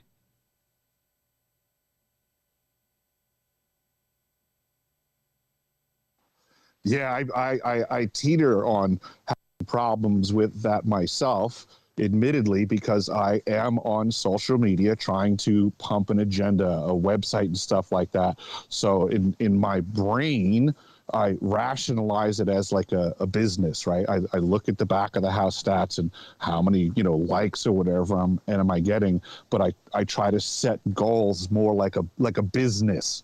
If I put up X amount of posts, I get this amount of likes, and I certainly try to negate the idea of pleasure from it versus a business. But again, I get concerned about being overjoyed by the likes versus just seeing it as a business accomplishment.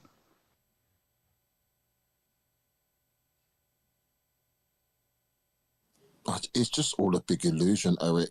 That's what I'm really working out. It's all a big illusion, and some of these people roaming around here with all of these followers, these big accounts, sucking up the bandwidth.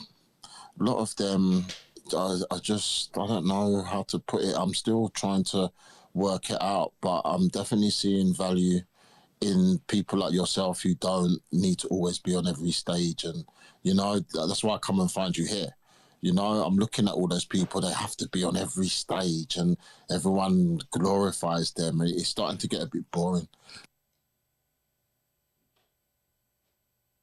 Absolutely. There's echo chambers abound in the social platforms.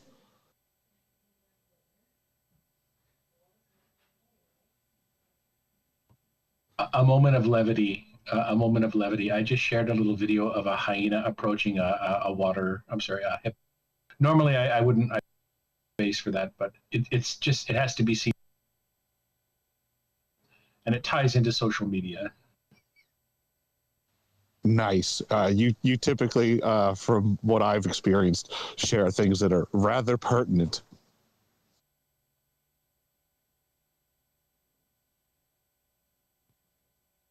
I don't know if it's a real video, so caveat that I have no idea. It's hard to tell nowadays.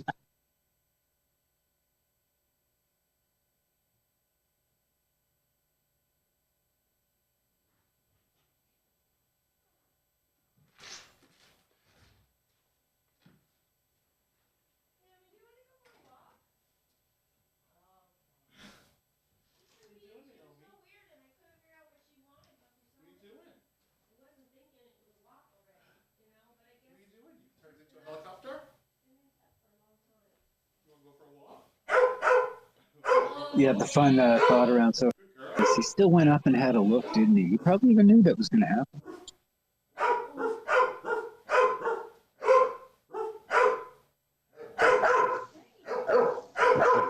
Now you get to hear she's about to go.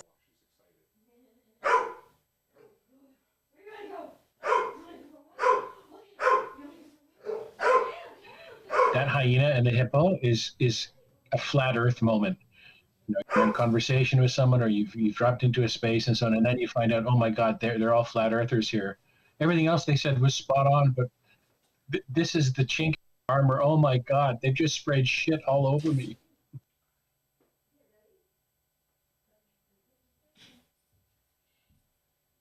I've never been to a flat Earth room, and I don't think I will. But when I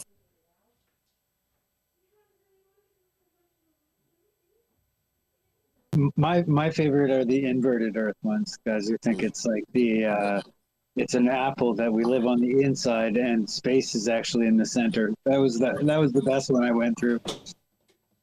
I was just gonna say before I have to take this call, when I come across them in other spaces, they do come across very intelligent, but yeah, the whole flat Earth thing, I can't really get to that. Erica, I'll see if I can come back, but I've got to take this call. Be well, Daz.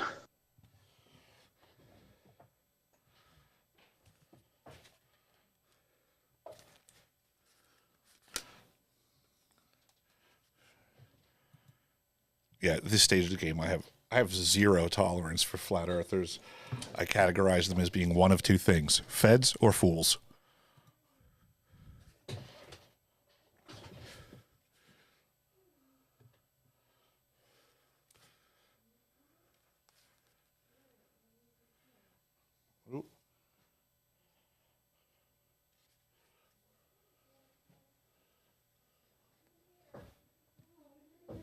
Yeah, it appears I'm getting a little bit glitchy, so I'm going to do a little reset on the laptop, and things will most likely correct rather quickly.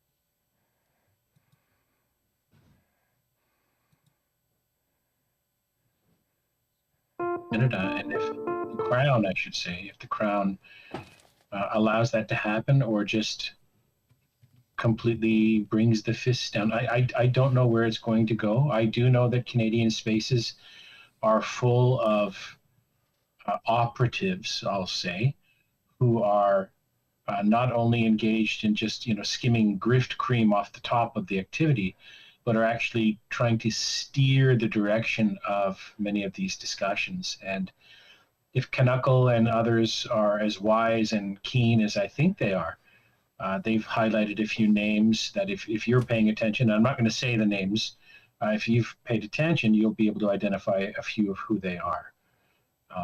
It's unfortunate. Canadians are some of the most highly mentally domesticated people on Earth, and it's a shame that they don't realize that kind of enchattlement that we're subject to here. 30 some years of state-funded media. Who they are. It's unfortunate. Canadians are some of the most highly, except we don't have the same crushing calorie restrictions or thought restrictions, but we definitely have approved kind of enclosed commons areas of acceptable thought and discourse. and you can be punished rather harshly, socially speaking. What disappoints me most about Canadians is that so many Canadians now will not just rightly and justifiably complain or criticize our immigration policy or the temporary foreign worker wage subsidy policy. They'll bitch and moan about that essentially, but they won't stop going to Walmart. They won't stop going to Tim Hortons. They won't stop voting with their dollars, right? They won't do anything. They want it to be done for them. And they don't realize that it's not being done for them, it's being done to them. And those are nowhere near the same thing. It's been done to them, yes, but I mean, the choice was 15, 20 years ago, not necessarily now. Right. It's ongoing, and I should qualify that. It's being done to them, but with their, not necessarily consent, but with their complicity, let's say, in many cases, with their complicity. I saw an interesting article the other day showing, and I don't know if it's propaganda yet. I'll discuss the idea, not necessarily the validity of it. The validity of the idea, not necessarily the article, about the U.S. starting to approach the individual First Nations bands, questioning the authority of the king.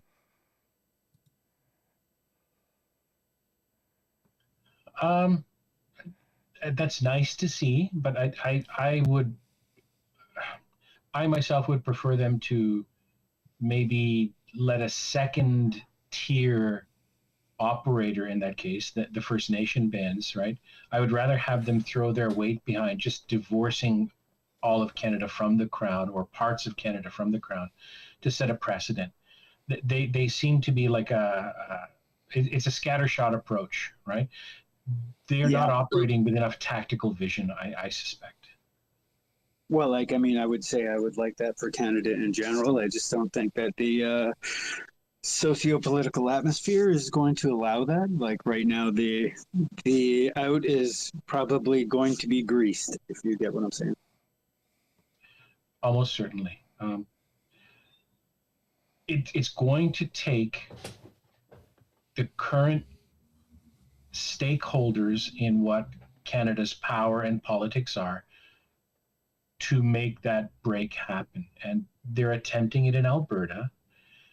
But I don't think that the native bands are a first rank stakeholder in the Canadian venture. I think they are a second rank at best, and in terms of the importance of the Crown really paying attention to them. Instead, the Crown is able to mollify them or co-opt their leaders into an ongoing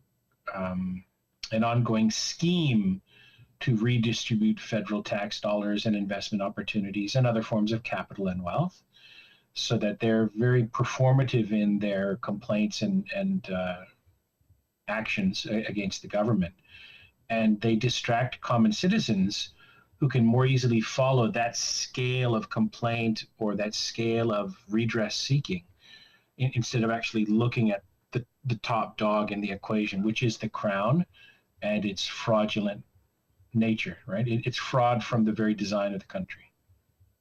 Yeah, well, that's what I mean. That's what was getting brought up in the article. And it's weird to see that being put forth. You know what I mean? Usually that is a very hidden topic.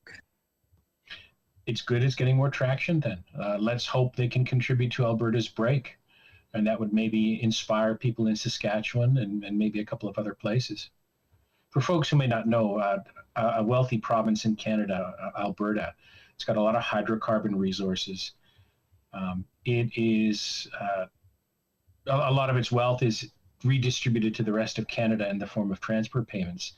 Yet they don't have a commensurate amount of political representation. In fact, it's the opposite. The more they give, or the more that is taken from them, I should say, right, through federal, capital flows, through coercive, tax redistribution and levies, the entire kind of mafia-like idea of you kick up to the boss, right? The more they kick up, it seems the less political power they actually have, and they may be able to force a renegotiation of their status in Canada, or maybe even pull out of the country entirely to go under the wing of the United States. That would be ideal, not as a state. That would be actually detrimental to the United States to have almost a Trojan horse kind of slip into full statehood. If anything, if Alberta can't stand on its own, then its next best option in escaping the touch of the crown would be to be a client state to the United States. And, they're going to be a B-list country. Canada's already a B-list country. There's no shame in that. Not everyone can be an A-lister. That comes with soul costs that are just crushing. Yeah, I see the Monroe Doctrine thing being like pushed fairly hard now. Looks like we got researcher back with his hand up. Not sure if it's a bouncing phone or legit, but go ahead if you're looking to engage. Nope. Yeah, no, this is a real one this time. I wanted to say thank you guys so much for the wonderful conversation before I head out. In Jamaica here, we have been tied to the British crown. Even in our political institution, or I should say our political hierarchy, there is a unique position known as the Governor General, which reports directly to the head of state of England, right? The Queen. It's no longer the Queen anymore, but you get what I'm saying, right? These these little loopholes that they've created in order to control these various nation states, right? And it's a criminal enterprise. It's a global criminal enterprise that these people that we're up against, right? You can do your research, look into guys like Cecil Rhodes, persons who were a part of the Committee of 300, the Club of Rome. You can look what happened when they sent their agents over to America to, put everybody in financial slavery with the Federal Reserve. It's all connected is what I want to say. So as my closing point, I just want to say to you all, thank you so much, Eric, for the space. It's been a great space, a wonderful space. So peace, love, and light. This is Researcher Staff broadcasting to you from the sweet island of Jamaica, signing out. Thank you so much. Thank you, sir. Have an excellent day.